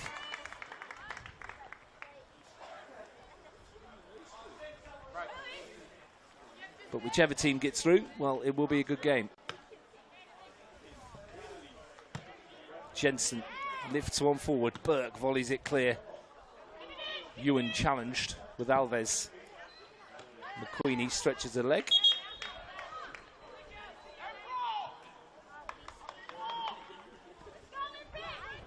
Well, who's going to have the vital say? Which one of these multi-talented squads will stand up and make the moment count? Tatum Marzi, been lively. Yeah, played very well. Alves strong against Ewan, who's very strong and does well. That's Riley Ewan. Great play from Riley Ewan. McQueenie, nice idea, but Hampson was well positioned. Whittle's first touch, bit heavy. Berkeley wins it back and can send Palombi off on a run. Sits up on that left foot. Why not, Britt Palombi? When you've scored 200 plus goals in 200 plus games, you can be forgiven for having a pop from there.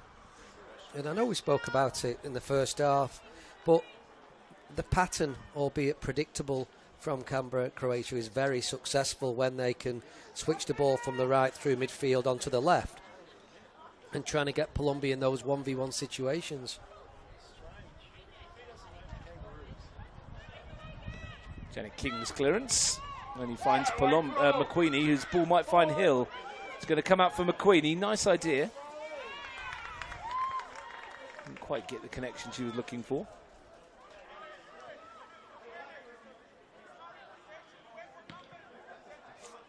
Meaty clearance from Janet King. Header from Coleman, finds Thornton, got it stuck under her feet. Vanzino, Whittle wide. Turn of boots was right there, wasn't the best of balls from Jane Vanzino. Keisha, Whittle, Hampson. No space. There was plenty of it in the first half. Croatia will come to grips with this rotating front five. For the time being, at least. King, oh, she shanks it to Hill, and that might come for Riley Ewan, and this will spell danger.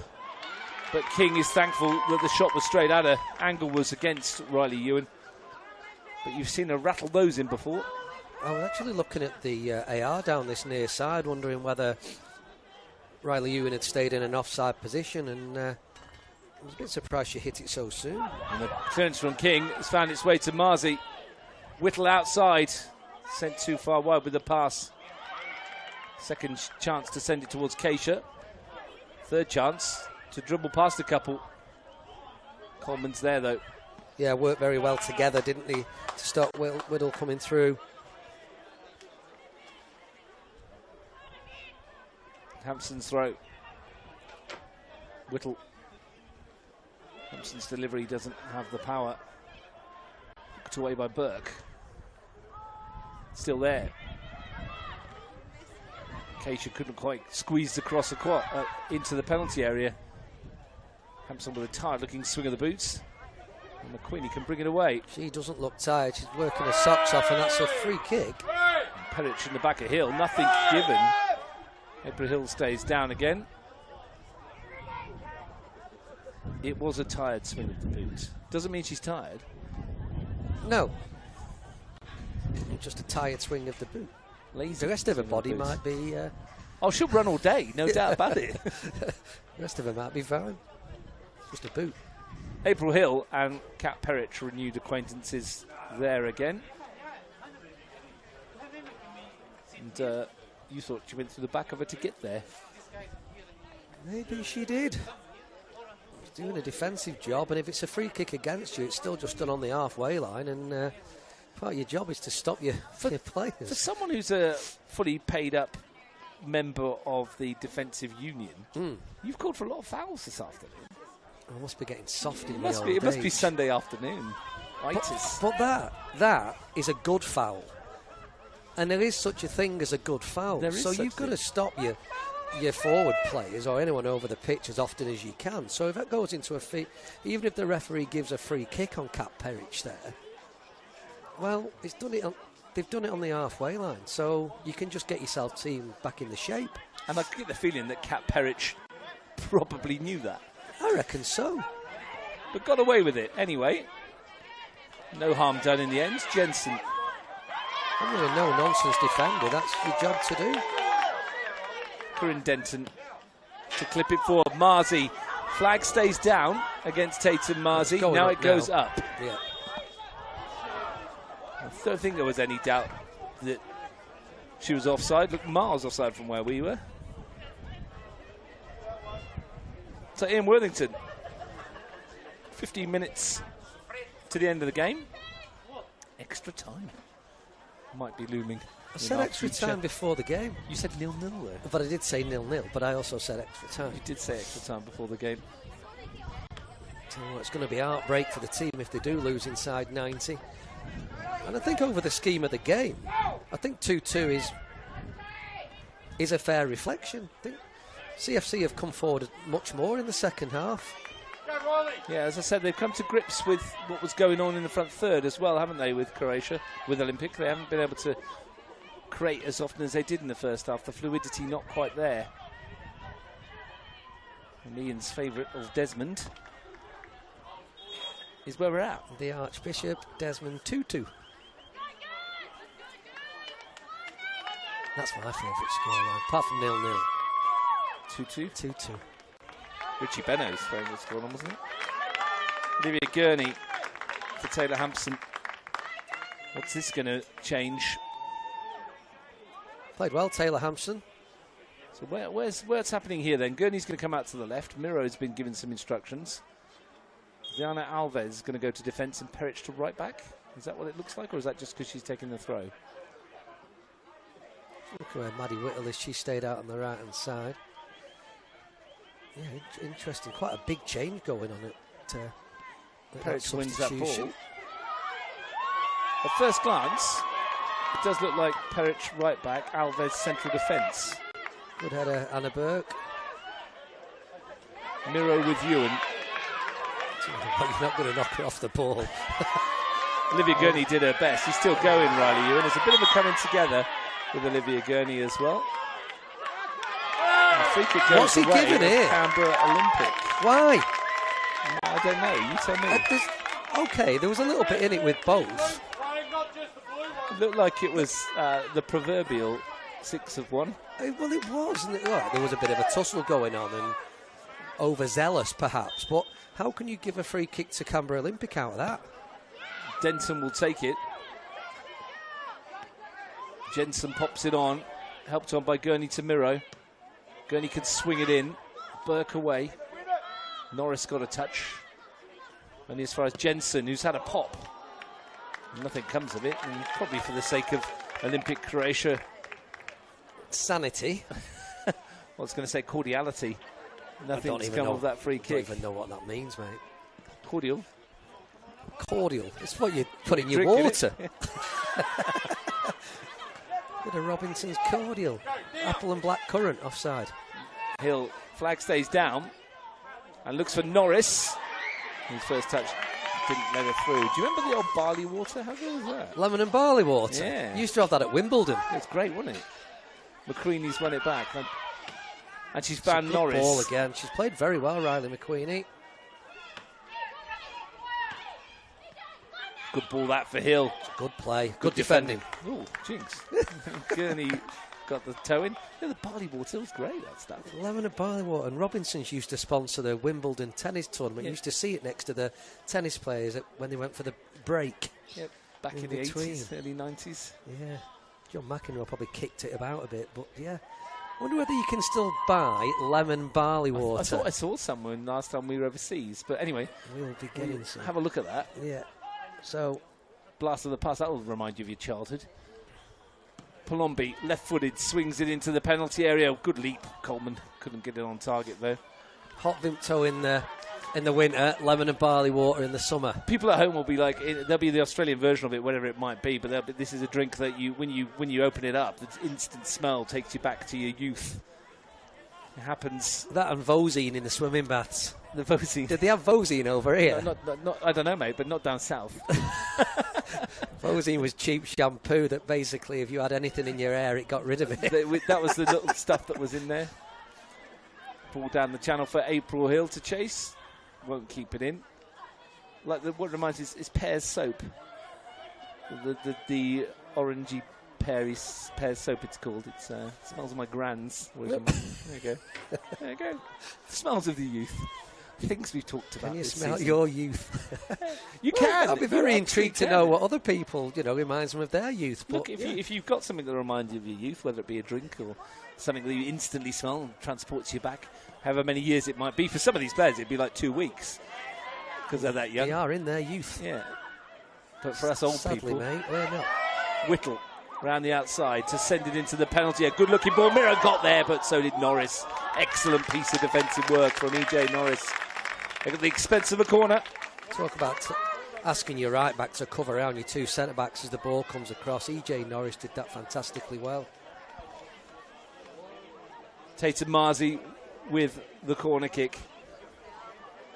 Plenty of blue shirts in the penalty area. Time ticking away into the final 10.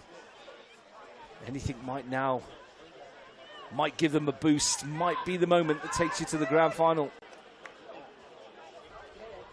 All it needs is one good delivery and one good connection. Marzi swings to the near post. That's a good connection, but it's away. Riley McQueenie. Vanzino goes back to King. Flat ball forward. Bounce was awkward. Everybody missed it. Yeah, they Coleman. did. They cause a lot of it's Gurney. issues. Marzi's in behind here. Momentarily, Boots has slowed her down just enough. For the time being, Whittle, nice angled run between Burke and Coleman. And wins a team a corner. And they'll go again. And what surprises me, and you watch it from this setup and tell me if it happens again, is that for the last couple of corners you've seen, Kat Perich does not get picked up by a runner here. They're all zonal marking in there, and yet she's free on the far post. And she's gone to that far post for every set piece, hasn't she, from a wide area, and why not? She has a success when that ball travels across. And Croatia with the zonal marking again, rather than the player for player. Swung into the near post, strikes the near post. It could hit the post, that didn't It it? certainly did. Olivia Gurney's delivery thunders back off the post. They can't get out at the moment, Canberra Croatia. So do we put that on your pet hates? Zonal marking or player for player? No, for I you? do zonal marking. You like zonal marking? But if you're doing zonal marking, you've got to be aware that they might come off the far post, and one of your zones is to look after that area just inside the 6-yard box near the far post. Which didn't happen in the first half. Knowing that they're going to send a player down that side usually. So, yeah, part of your zone is to block off the back end. Is it easier to teach zonal marking and coach it than it is player for player? Well, at youth level, probably. You get your players in a position, they see the ball, they see the space, they see the player. But because you've got all sorts of size anomalies at youth age, so mark big for big, small for small, well, you just don't know what you're going to get each week. If you're playing Wagga, they're all big, aren't they? At every level. Yeah. Ewan, good challenge. Jane Vanzino. Gurney brought that in brilliantly. Looking for a runner if she can squeeze it in behind. Didn't get it off the ground enough. Burke to bring away. Miro making life uncomfortable. Coleman out towards Palombi. Looking for the run of Hill, who I think is onside, but the ball's not going to reach her. Alves doing the defensive work. There was a big chat at half-time about the balls, actually, Russ. Was there? And they're not very good, because they're always going flat. Taya Sanders was going on about the fact that it's your pet hate, and we're laughing and saying that's exactly what you were saying on commentary. My pet hate. Yeah, yeah, flat balls. So the girls do seem to know what we sometimes talk about. Yeah. Do hate flat balls. Rhiannon and Taya were talking about it. Flat balls and checking the nets after kick-off. I mean, two simple things you can fix, is it not? For me. Surely before a game you can put... the question was, though, who is looking after the balls in these types of games? Well, I thought it was a referee anyway. Whittle's come inside Coleman, got the touch away, held up just enough, Lulu Coleman. That's really good defensive work to stop the forward run of Whittle. And that's a ball from Jensen. Summers came to get. My understanding is that every match ball is looked after by the officials at every level of the game in the history of the world, because it comes out of them last. They check them before they're brought out. Well, don't they walk out with the match ball and it's old terms? Or it's on the thing. But yeah, they've checked them all. They've generally, internationally, you've checked all around the world, you've checked them before you go out. But anyway, it is what it is. Ewan bundles in to Denton. She felt that, Corinne Denton, and has stayed down. Well, again, it's another duel, isn't it? And as good as Kat Perich defends against April Hill, you know, you've just got the same thing going on there, but the forward has been the stronger one in that stage. Yeah, and it's just a bigger player giving you a clattering. It happens. Kat Perich is asking the question about cards, I'm sure. Kept his cards very firmly in his pockets, Mr. Wallace, this afternoon. I think he's handled it very well. Where's he walking about now? Drop ball, I think. We're wondering where the ball's going to be given. I think Canberra Olympic had it, so they should get it back. He's all right, isn't he? He had a good game last week at McKellar Park as well. And Generally likes the game flow really nicely. Peric to swing it into the danger zone. This is awkward. Norris got a toe on it. Norris covering round again, round that side. Fantastic. Burke completed the clearance. Jensen stabs it back goalwards. Comes out here. McQueenie and Gurney get involved. Good play.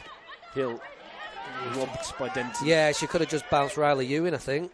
Gurney clips a nice looking ball. Marzi might have been off. Whittle never was.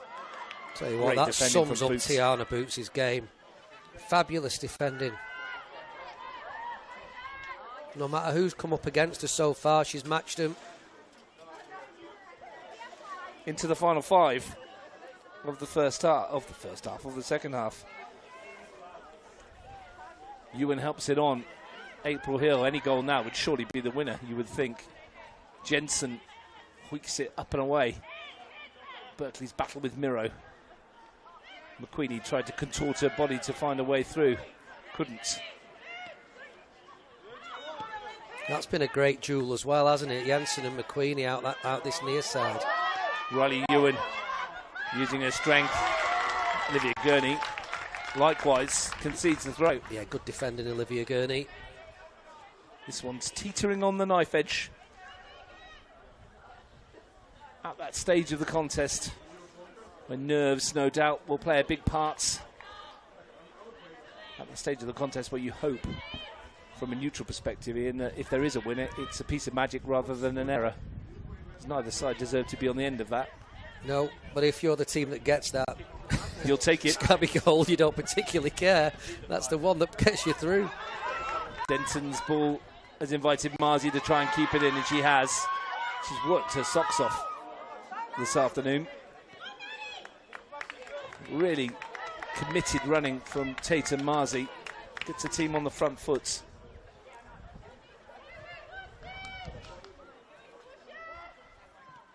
Gurney with a throw. Nodded away. Ewan helps it on. Denton. Ewan again got a foot on it. Breaks nicely for Peric. Alves. Whittle. Back for Alves.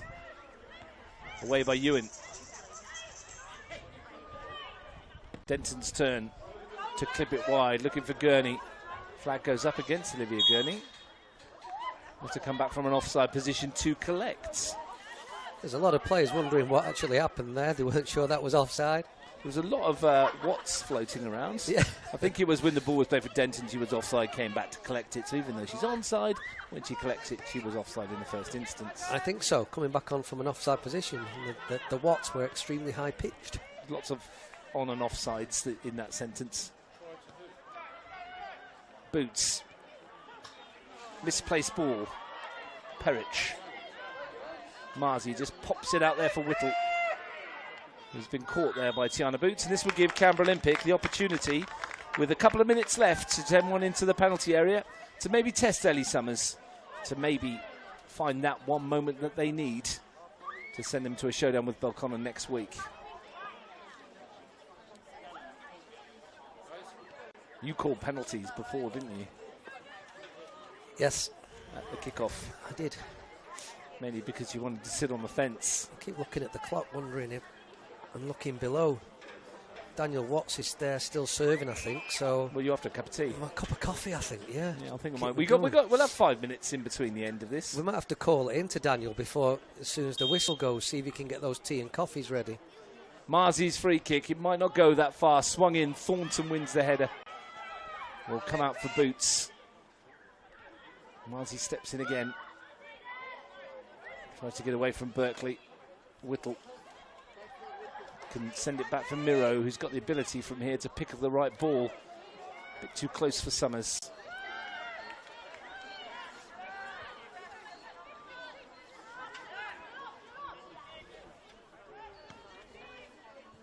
He sends it forward. Hill wins the header.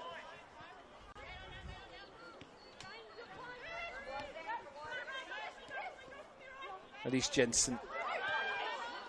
Olivia Gurney. Danzino, good ball. Gurney chasing. Coleman got there. Will be a Canberra Olympic corner kick as we approach the final 60 seconds plus stoppage time.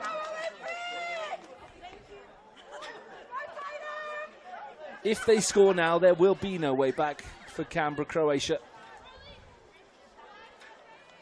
Which is why everybody bar Palombi is back defending this. Yeah, April Hill just running back in.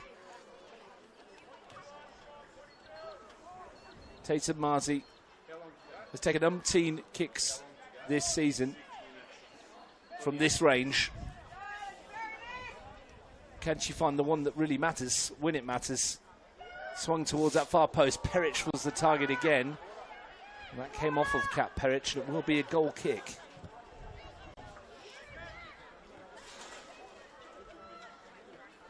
Two into stoppage time.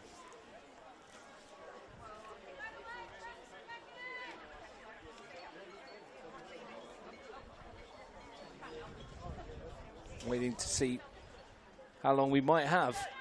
3 or 4, I think. Can't be too many.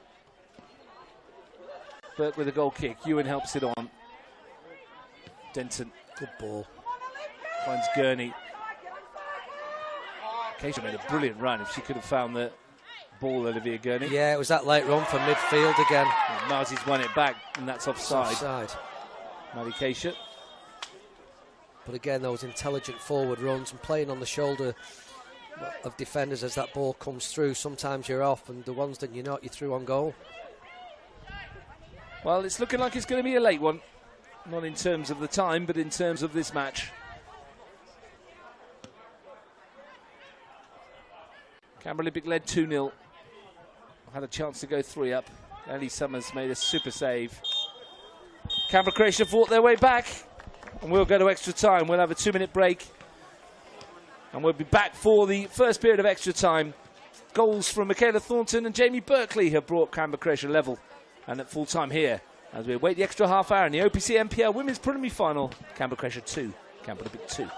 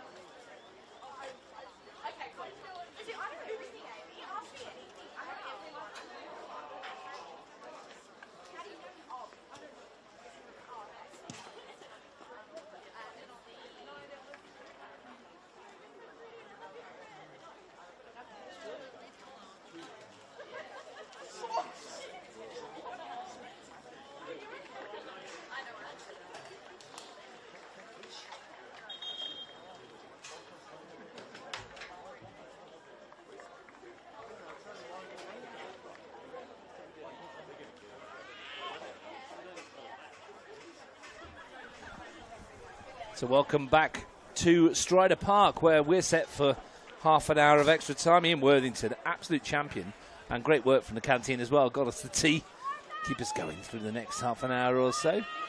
As the temperature drops, the sun goes down. Good work. Actually, I'm going to give a shout out to Abigail Moss in there, West Canberra Wanderers player that works for Capital Football. She had the foresight to go and check to make sure the lights were booked for extra time, and I'm not sure they were, and she's managed to get them turned on. Oh no! Yeah, she's ticked the box there. Well done, Abigail. Very good, and I'm no electrician, so I wouldn't have been able to. You're definitely not an electrician. We've established that over these last couple of years. The Canberra Times made note of that for some reason. Important for people to know those things. Riley Ewan batters her way through after Hill charged down the first play of extra time. Had a good impact, Riley Ewing, since coming on. Maddie Whittle on the run. It's a minute to go at GIO in the Rugby League, and the Raiders lead the Broncos by 28 points to 26, Ian. The shot comes in, just fades away. I know that. They've got it on the TV in the canteen below us. Well, I'm not in the canteen, am I? No, So. well, you might as well have just asked me. How are the Raiders going? They win in 28-26, I think. How long's left? Not very long. They've recovered from 6-0 down. What a fantastic achievement. Amazing. Some goals in that game. Be good for the town if they can get over the line. Defences are lacking a bit, aren't they? Geez, I'd love a 28-26. You know I would. No, I wouldn't know. I'd lose count. I haven't got enough paper for the goal scorers. You got some stats behind that, haven't you? One or two, yeah. That'll remind me of the futsal when Steve Dominici won a golden boot by scoring 16 odd goals in one game. We've not spoken about futsal all afternoon, and then just extra time comes. It's relevant. Well won by Keisha. It's not. Here's a chance to deliver the ball from Perich into the middle. Marzi couldn't get there. Comes out for Jensen. Don't see any changes in the lineups just yet. Senna Burney, Ella Brown, Nikita Perry on the bench still for Olympic. Letitia Babic, Angelina Babic and Saskia Newman are the options for Croatia. And are the Belconnen coaching staff still here? They're probably rubbing their hands with glee and enjoying this fact it's gone to an extra half an hour. Yeah, they're sat in there. Pella Barrach keeping warm and chatting to him as well. No. She don't want to get up the stairs. Alves.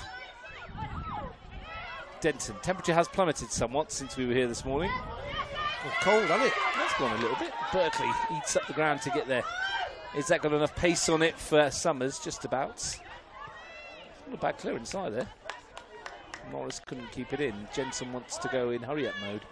Thankfully, Matt Keisha's got his big jacket on over there. He hates the cold. Does he? Oh, he mentions it all of the time. It's cold. It's like 46 degrees and he's cold. It's Canberra, mate. It's always cold. Miro. It's his lovely Maltese skin. Doesn't like getting cold. Tiana Miro cutting inside. Can't strike one from distance. What a finish! A goal of some quality from Tiana Miro. She took aim, let fly, and puts Canberra Olympic back in front. And as often happens in extra time, someone scores early. Isn't that very similar to a goal she scored at the AIS a few weeks ago against CFC? Cuts inside, right foot, bends it over the top of Ellie Summers. Fine strike from a player of a very high quality. Tiana Miro with her 8th of the campaign. And a finish from the top draw. And a goal which separates the teams. And here she goes again. Bit between the teeth. Tiana Miro taking on everyone in red at the moment. Nice touch, Vanzino. Keisha. Marzi. They sense blood now. Canberra Croatia need to pick themselves up again. And that's a heck of a ball from Boots. If Palumbi can keep it in, which he can. Ewan busting a gut to get into the middle. Comes off Denton at the expense of a corner. But how often have you watched a game of football, Ian? And I've mentioned it in commentary so many times where you go to extra time, and within 2 or 3 minutes of the start of extra time, someone scores a goal, which, if they'd scored it 3 minutes earlier, would have ended the game. It happens so often. Yeah, it is. Do you think about it due to concentration levels? Potentially, you've got just yourself wanting through. switched on a bit. Well, yeah, you've got that. You're just trying to re-engage after you've just been talking together for a few minutes and you've had that break. Palombi looking for a response. Ewan, good header. Unlucky.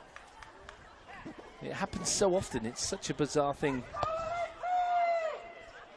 We could all have gone home if that had happened 3 minutes earlier. And I wouldn't have been trying to drink my coffee through my microphone. I thought you got tea. No, I got coffee. Oh, did you? Yeah, I got you a tea. Thanks, I don't need the coffee. No. Blood test That's tomorrow why you morning, got mate, tea. at the end of the day. Have Jeez. you? Yeah, at the end of the day, you don't want to be coffee going through your system. Tea's got caffeine in it, hasn't it? Yeah, not so bad as coffee. Blood pressure goes up, I think. Can't drink coffee this time, and I'll be up all night watching United lose to City. Don't want that. Oh, brilliant. Was that Gurney. after Southampton Portsmouth? It's a bit late in that. I think it's 1:30. Oh. I'm looking forward to Southampton Portsmouth more than United City. Well, so am I. After last night's Premier League game, Snooze fest. Frank Keisha's happy at the moment, but I'm surprised he didn't nod off watching Arsenal last night. Charlton Millwall was where it was at, wasn't it? Absolutely. EJ Norris with the throw. Pantomime villain for stealing a few yards off the throw. A few. She's laughing her head off as well. Go on, do it again. But she's got the opportunity to take at least another 10 here if she Yeah, wants. go past the gate. There you go. Brilliant. Won by Jensen. Away by Denton. And McQueenie. And more.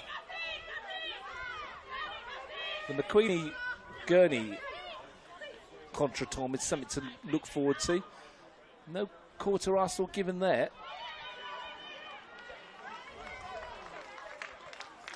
So have you sent a message home saying you'll be home late for tea? Yeah, I did. Robin's meant to be watching the game, but she's not replied to me to my message. So put it out on the telly, and maybe she hears me. So it'll be on for me Thai leftovers. Chicken Kiev. No, Thai leftovers tonight. Can't wait. Sometimes I prefer it second night as well. Here's a change. Well, I was looking forward to the Gurney battle, but Olivia Gurney has gone off. For the third game in a row that I've watched over the last couple of days, a substitute has been substituted. Senna Burney has come on. I think we're into golden point, for that Raiders, whatever they do in rugby league when it's a draw. Yeah, my cousin's husband just said, yeah, Chucky's gone, Raiders gone to extra time. So is it extra time golden point? How does it work in rugby league? No idea, mate. I don't even know what. We're in extra time here. That's the only thing that matters. No golden goal in the football. Remember that? Do you remember that in the Euros that one time? Yeah. A golden goal. And we had a silver goal. Oh, yeah, that was Rubbish. Yeah. Golden gold, yeah. That would have been golden goal, wouldn't it? And maybe that's your point. That started to happen quite a bit going into extra time, that the game would be 2 minutes in and be finished. I'll tell you a story about golden goal in a minute. Did you score one? No. I was at a game with one. I'll tell you which one in a moment.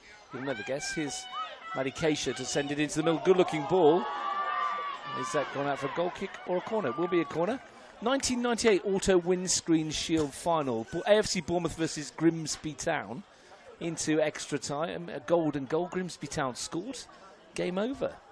Wembley? Wembley Stadium. Very, very strange feeling when there's a golden goal, because half the stadium erupts and the other half's like, well, is that it? That is it. Yeah. And I bet you weren't expecting that. 5 minutes each way. If still level, golden points for rugby final. Thanks, Tom Crossley. All over it. Keeping us up to date with the rugby league. Well, let us know if anyone gets a golden point, Tom. Well done, Tom, yesterday. What congratulations. What a performance that was from ANU. Miro swings it deep into the box. It's dangerous. It's hacked clear. A superb defensive structure. Organised throughout. They've got a big final here next week. Looking forward to that one against Canberra Olympic. Vanzino. Whittle to deliver. Comes off Burke. Whittle. Half-hearted shouts for handball. Yeah, for the Olympic player. Comes out for Miro. He's already struck one from distance. He's had another go, and it wasn't far away. Dipped just past the post. It's good to expand your knowledge, isn't it, in terms of knowing what's going on in other sports. 5 minutes to the interval here. 15 each way in football, if you went away. Only 5? Why only 5? I don't know. Seems a bit weird, doesn't but it? then golden points, so they play on until a drop goal or something. 5 each way, and if it's still level, then I believe that next point wins. So they don't go to penalties or drop kicks or... I don't know, maybe, I don't know, maybe it goes on forever. I mean, Union have a penalty shootout after their extra time period, but they don't have golden points, so... McQueenie wins it back, lofts one into the area. Well, it was 28-26 in, I think, injury time, so Must it's have kicked Broncos they're must have playing. kicked a penalty. Yeah. Is that worth 2, is it? Well, clearly, because it finished 28 all, so... Well, they might have kicked 2 penalties. I know maths isn't your thing. No, definitely not. Denson, under pressure, can only find Palumbi. Perich, though, was with her. And we'll be able to clip this one away. Tanamiro's goal, the difference. Missy Longo wants to make a change. Is it April Hill coming off? Looks like it, and Angelina Babic.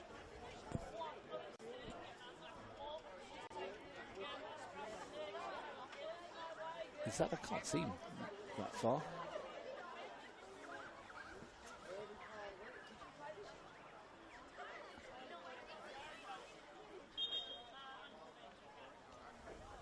I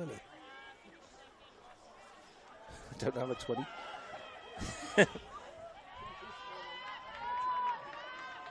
The gloom over there.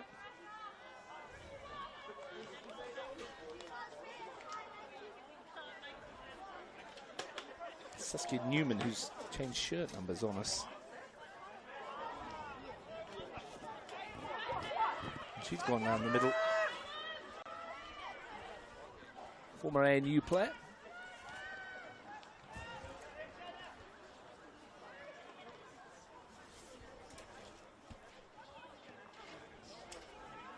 Got there in the end. Well, she'd come on with a shirt that you've not got on your list, Russ, so... I haven't seen a lot of Saskia Newman this year.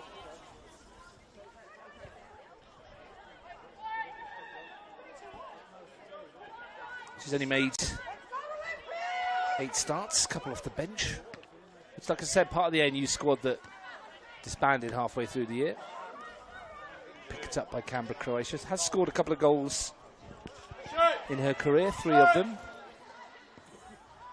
And we might try and get on the end of this, along with McQueenie, who might get there. King did well. Now, interesting one. Ronnie McQueenie was bundled into, and she landed on Janet King and has come off second best here. This is a question, I'm not saying it.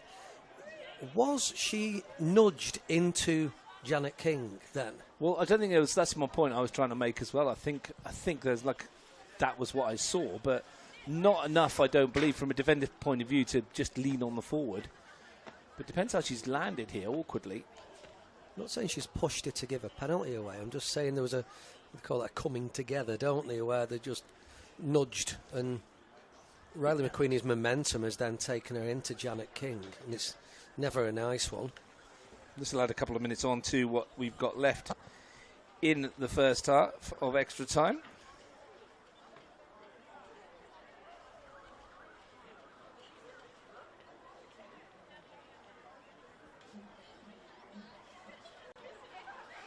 Still Balconia United wait for who they will play. Tiana Miro's goal, the difference. And if it is to be the winner, Ian, and we've got 15 minutes plus whatever we've got left here as well, it is some winner, isn't it? Oh, fantastic. And you ask your big game players to have an impact when it counts, and Miro certainly did that. Made her Ninja A-League debut for Canberra United last season. Remains to be seen whether she's retained in the squad for the forthcoming 2025-26 campaign.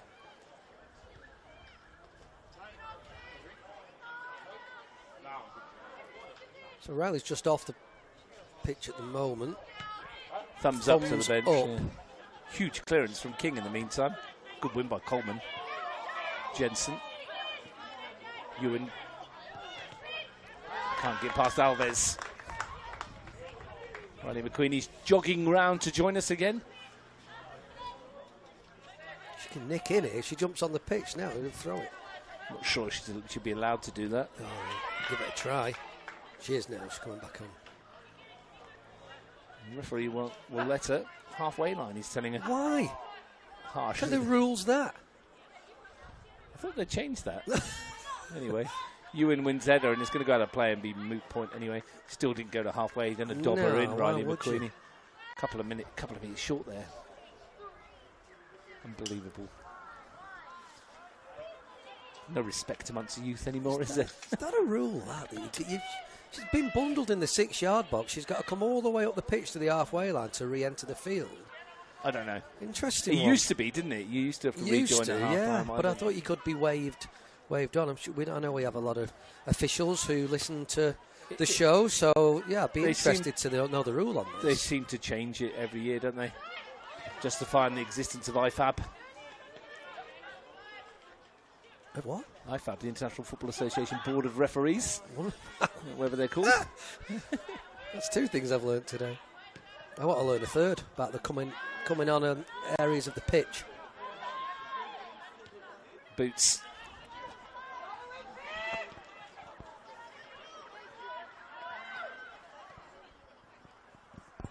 One foot. Keisha to get after. Brooks will get there in plenty of time though. Ooh, Summers. Little bobble just as it got to her feet. It wasn't pretty, was it? Newman. It's not a bad ball. Now Palombi went after it, but the whistle's gone. And that'll do us for the first 15 minutes of extra time. The goal scored by Tiana Miro 3 minutes into this period has given them the opportunity. Canberra Olympic not far away now, 15 minutes from a grand final place if they can keep their nerve. Have you seen enough from Canberra Olympic to suggest they can get themselves back into this? From Canberra Croatia to from get Canberra back Olympic, into yeah. it. Sorry, I'm making my tea while we talk. Yeah, based on the game that we've seen all evening, that you certainly can't say that Canberra Croatia are out of it just yet. We will see. 15 minutes to go. The benches might still have a part to play. Both Babic's are there for Canberra Croatia.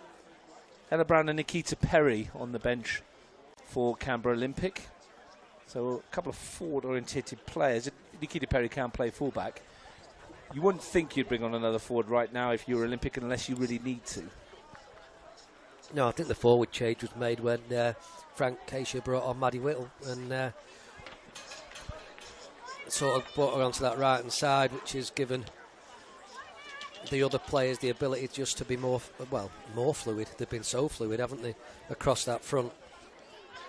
Well, they've got 15 minutes to see this out. You've been in situations like this in your career, Ian, both on the leading side and the losing side. How does each side prepare or cope with this next 15? Is it far too early to go into your shell and just try and defend a 1-goal lead? Or can you see it out for 15 minutes? Oh, no, not at one. You can't really take that risk and sink right in and try hold on to a lead, because flipping it the other way when you're losing at half-time and extra time, you've got to start to be a little bit more progressive. You've basically got 15 minutes. You've got to get at your opponent a bit more. You know, you take the risk about leaving the door open at the back, but if Olympic then just sink and invite that pressure, they're never going to get out. Angelina Babic is on in front of us. Trying to see who came off. I think it might be April Hill, who's put a lot of work in. No, April Hill came off just before. Oh, not April Hill. So who's it? Is it Ronnie McQueenie? She's succumbed to that injury? Yeah, must have done, yeah. Looks like it, doesn't it? Which is a shame, because she's played incredibly well this evening. So the question I want to ask you to have a think about, from both points of view, when do you shut up shop at 3-2? And when do you throw the kitchen sink at it at 2-3? I think in 5 minutes' time, if you're Muzzy, you're thinking about you've got to get an extra body forward. Vanzino. Bernie hasn't really had a chance to impact the game just yet. And I'm not saying that has to be a player coming off the bench either. You just change your shape in the latter stages of the game. So 5 minutes to throw the kitchen sink at it. How long before Olympic go, well, we've done enough here, we just need to just sit back and just boot it down the river every 5 minutes? Yeah, I'm not saying this in Frank, referee's defending well.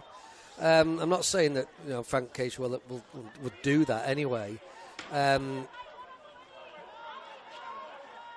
Whether he just drops another player in alongside Jane Vanzino, just throws another 6 in there just to sit in front of his back line. Bradley bundling Vanzino off the ball and then comes back to win it back with the help of Tiana Miro. Away for Babic. Little coming together as well. Miro sends Marzi running. Tightened up there a little bit, Toten Marzi, didn't she? Hannah Burke helped her towards the ball in the end. Some tired limbs, of course. Yeah, there is. Kat Perich still coming forward to take the throws as well, so that's the first indication that they've not changed the structure in how they're playing. She didn't get there, though. They took it before she got there. Marzi jinking past Boots. Good challenge, Babic. But still, they're almost leaving themselves. Riley Ewing's just dropping in a little bit. They were almost 3v3 if Riley Ewing just stayed high then.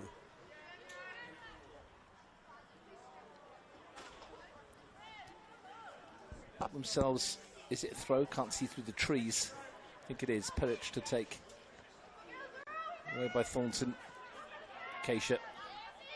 Back for Perich to lift one in. Oh, it dropped. And Summers controlled it with her feet and then picked it up. Yeah, it dropped at her feet, didn't it? Did well in the end. Vanzino collects the goal kick. Miro. Miro's the deeper of all the midfield players at the moment, isn't she? She's the one who's just gone and sat next to Jane Vanzino. That ball over the top is going to release Sienna Burney and the flag will stay down. It's a great ball. Whittle's gone near post. Couldn't cut it back to Marzi. Comes up for Keisha, who can strike them as well. Hits the inside of the post and stays out. A lick of paint away from the grand final. Second chance for Keisha to have another go. This time straight at Summers. How unlucky from Maddie Keisha. What a great strike. She kept her body over it. Hit it really well. Very unfortunate for it to hit the post, but fantastic technique. And look, she's been doing a little bit of work recently in the past few days to strike a little bit straighter and harder, because she's saying that she put a few over the bar or hit the bar last weekend. So, yeah, nice to see her keep her body over that one and hit it like an arrow. And again, you wonder about those moments in games, Ian, where that could have hit the post and gone in. Saw Zach McLaren score one against Tuggeranong here last week, where hit the other post and went in. Saw Nick Emanuel hit that post for Tuggeranong United and didn't go in at that very end. Well, such moments are football matches often won and lost. Another for the what if column. Should those in red prevail? Nelly Summers will put her hand up and say she was well beaten by that. Finds Boots. That's a great ball for Tiana Boots to run onto. Just got to play her in down the side. Good ball. Does. Finds Babic. Might be able to send this in first time. It's not a bad ball to the front post, but Janet King was always favourite to get there. And just like that, we played almost 5 minutes of the second half of stoppage time. I don't think they started the clock over there on time. Thornton. Good position from Michaela Thornton. Get the team back in possession. Newman's ball forward for Palombi. Got to run ahead. Has got a runner. It's Riley Ewan. And she's broken the offside trap. It's Ewan. Great save, King. Back for Ewan again. And it skews wide. And as good as Ellie Summers' save was at the other end in the first half, Janet King comes up clutch for Canberra Olympic when it's required. And that's right. Again, just stood.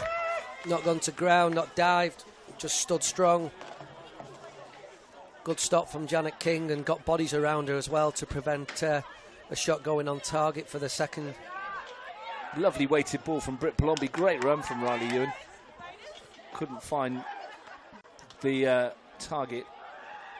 And that's a rare occasion that Olympics backline have been had the ball played behind them. Their depth has been fantastic. Ellie Summers sends it up. Miro gets a knee on it. Newman steps in. Burke Coleman. Jensen won it. Thumps it forward, only as far as Hannah Burke. And I think this is where the left and right backs have got to get on a little bit more now. So Hannah Burke gets on the ball. Tiana Boots has got to get a little bit higher. Is Frank Casey going to be happy with the way that his team are just launching it and giving it back at the moment? Is this a needs must, or is it can you get your foot on the ball and keep it? It's caught between two stools. Yeah, really, it is a isn't little bit. I mean, if it's down at the other end, you're out of danger yourself. But they can't score. You can't score, but you're also giving it back to the opposition. Burney came back to get there. Vanzino tries to skip through the gaps. Coleman does well. One thing that is for sure that Tiana Miro has dropped into that 6. Berkeley over the top, and Palombi, it skipped off the surface. It favoured King. It's nervy, isn't it? As you'd expect at this stage. It's tense. It means a lot to both teams. Raiders have scored a try. Game over, says Tom Crossley. Canberra Raiders into, I think it's the semi-finals next week. Oh, so that was the golden points. No, cameraman's shaking his head at me here. No, they won it in extra time before it finished. And that's 2 weeks from now. Is that 2 weeks from now? Yeah, but that's the semi-final, right? No, you win that game, you've got to go to the final. Yeah, so it's technically a semi-final. Like this. They've got one more game before they reach the grand final. Right, so they get next week off or something. Yes, but then they play the following week, and then if they win that, they're in the grand final. So technically you'd call it a semi-final. Yeah. Or a prelim final, if you will. And was it golden point or golden goal or within extra time? Don't know. Tom Crotty just said, try Raiders, game over. Yeah, but we need more from Tom. Look, when you hear this, Tom, just tell us if that was golden point. It's plural, because there's 4 of them. Boots forward. And he's clearly got 2 screens going as well, hasn't he? He's loving life at the moment, isn't he? Well what done. An afternoon he's had. One yesterday, sat at home. Newman over the top. Norris will chase it. King will get there. Yeah, just feet up, cup of tea. Watching the football and the rugby league at the same time. That's the way to do it, isn't it, that? Absolutely. With a grand final to look forward to as well, eh? Not bad. King will send it as far as she can. Time of the essence for Canberra Croatia. They needed to find what they did in normal time. A way back into the contest, if at all possible. Vanzino.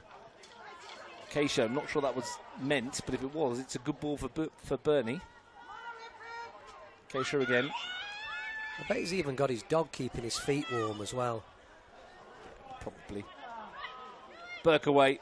Ewan tried to spin and send it. Denton's been a pillar of strength at the back for Olympic. Yeah, excellent. Good ball as well to find Burney. Marzi. Challenge was good. And the backtracking Riley Ewan. He connects with that and asks Norris to get after it, but the ball will roll out of play. Some turn of speed from Norris then, considering what she's had to do all afternoon. Well, apparently not given. After all that, the bunker rules, it's gone forwards and we're still playing, apparently. A 10-minute conversation about something that's not actually happened in the end. Yeah. Well, that's not unusual for us, is it? So therefore, it's still game on. They're not in whatever final Matt mentioned. That they're not in for a couple of weeks because it wasn't a try.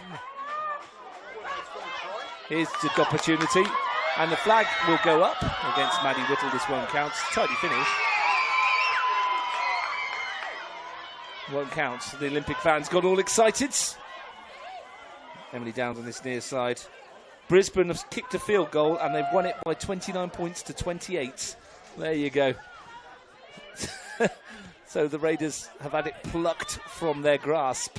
And now they play. Are they out now or are they playing next week, Matt? They play next week. There you go. So they're not out, but they've been beaten. I'm not talking for another 5 minutes until it actually counts. They've just wasted me breath. Tell us it wasn't actually a golden goal. Golden point. Golden, yeah. Tiana Boots brings it forward. Just over 5 minutes for Canberra Croatia. Babic, Ewan, Palombi couldn't squeeze it through for Ewan. It was so not close. A bad effort. Berkeley won it back. Up towards Burney. Been a good outlet since she's come on, Sienna Burney. Can't get past Tiana Boots, though. That's a free kick. Well, the whistle's not gone. And Burney can take this on. Hannah Burke labouring back to try and stop the cross. There's no one to hit in the middle. Tiana Burney's going to have to go on her own and try and create something, and in the end force Summers into action. And she's not hanging around. Palombi, Ewan, nice header. Berkeley to clip it forwards. Norris is furthest up, and she'll get there ahead of Jensen. Force backwards though to Coleman, who takes aim towards Palombi. Peric won the header. Good header, Kat Peric. Keisha in with the challenge with Babbage. Newman, Boots, Berkeley. Good energy from Maddie Keisha at this stage in the game to be still putting Canberra Croatia under pressure. Oh, it's a loose ball. Picked off by Denson, who can go. I think that's offside. Maddie Keisha, who's finished and going to get a yellow card for kicking that ball away. Been a common feature this season, hasn't it, in the men's and women's games, the yellow card for... Well, can you riddle me what the difference between that is and what Maddie Whittle did 2 seconds ago where she put it in the net and was offside as well? No, I think under the letter of the law, I think they probably both would be. But only one was carded, right? Yeah. Confusing. Anyway, changes. Canberra Olympic. What's going on here? Something might have been said on the bench. There's a card coming out of the pocket for someone here. Missy Alongo or Nick Brosnich. Nick Brosnich's already got a yellow card. And there's another yellow there. That one this time must have been for Missy Alongo then. Frank Keisha is having his say as well. Yeah, he is. There's something going on the bench over there. There's no card for Keisha. He's got Ella Brown and Nikita Perry getting ready to go. These are going to be substitutions just to run some time down, I think, in a moment. And we've got 2.5 minutes plus stoppage time, and there'll be a bit of it now. And Canberra Croatia will launch this one. Hannah Burke to send it. Brilliant lead from Marzi. She's had a good game, hasn't she, Tatum Marzi? Whittle couldn't send it any further down the line. Boots wants to get on with it. Peric wins the header. Whittle. Shirt pull by Whittle on Boots. Sly on the side of the referee. Couldn't see, the referee couldn't see it from where they were. It was a clever piece of play from Maddie Whittle. Ellie Summers has gone to fetch it. Wasting more seconds. Burke forward. Good movement. Berkeley couldn't quite help it on. Peric finds Miro, who stepped away from Thornton. And we'll get the return ball down the line from Keisha. And we'll take it to the corner. Tiana Miro. Strong on the ball. Wins her team a throw. And we will get these changes. Is it the two furthest people? It's Tatum Marzi. I think Madeline Whittle might be coming off as well. I think two of the subs are going to be substituted here. It's Keita Perry and Ella Brown. And two subs that came on, Gurney and Whittle, have both been subbed off. And this is just about energy and legs right now, isn't it? Yeah, it is. And time wasting. I'm slightly surprised that Tatum Marzi's coming off because she's just leapt in front of us and... Well, that clock over there, Ian, says 14:10. Mine, which I started at the start of the second half, says we're into stoppage time. Of which there will be a few moments.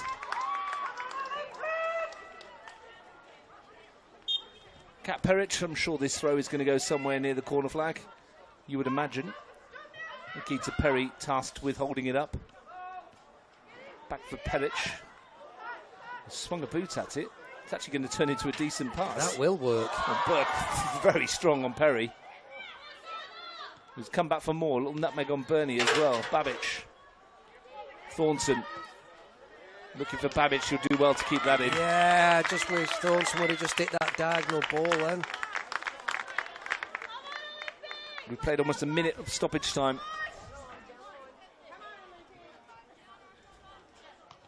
Perry's touch is nice. Keisha's return is picked up by Boots. Thumped into the air by Alves. Awkward one. Thornton gets a bit of it away, only as far as Miro. Coleman stretched the leg as a flag up for offside here. Ella Brown just behind. Well, it might be now or never. It's going to have to be. It's going to have to be launched, and I thought there'd be more bodies getting higher at this point. Coleman sends it. Jensen missed it. And that's my point. Alves when it comes through to everybody, you've got to have more bodies in there. We have played almost 2 minutes of added time. Thornton, Burke, one last heave of the dice. Babic. Oh, she could have nodded it forward. Peric is too strong and gets rid of it and finds Keisha. Keisha. How many times have we said that about Kat Peric tonight? This afternoon. China Boots did the defending, Ian, but Keisha is in no rush now. And Canberra Olympic have this game where they want it. They have this game in the bag. Grand final for Canberra Olympic. Canberra Croatia's brave season is over. And Canberra Olympic, who finished third on the table, will take on Belconnen United next week at McKellar Park in the grand final. And you can see what it means to those in blue. Yeah, and the crowd to our left who really enjoying that moment, and a fantastic goal to win, quite frankly, what's been a great game, Russ. I really enjoyed it, really enjoy watching both of these teams play together, and it's going to be a cracker of a grand final, Olympic versus Belconnen United next week. But commiserations to Canberra Croatia as well. There's been some sterling performances in that team this evening, and every credit to the effort that they've put in. And you know, a lot of the girls know each other extremely well, but when it comes to it, it's Canberra Olympic who are the team who get to the final. And we will be there to watch it. 4 o'clock McKellar Park kick-off next week. Make sure you get down there. If you can't, join us on YouTube, where Canberra Olympic, thanks to Tiana Miro's goal 4 minutes into extra time, have made their way through to play the Blue Devils. The final score in the OPC NPL preliminary final here at Stryda Park in Queanbeyan is Canberra Croatia 2, Canberra Olympic 3.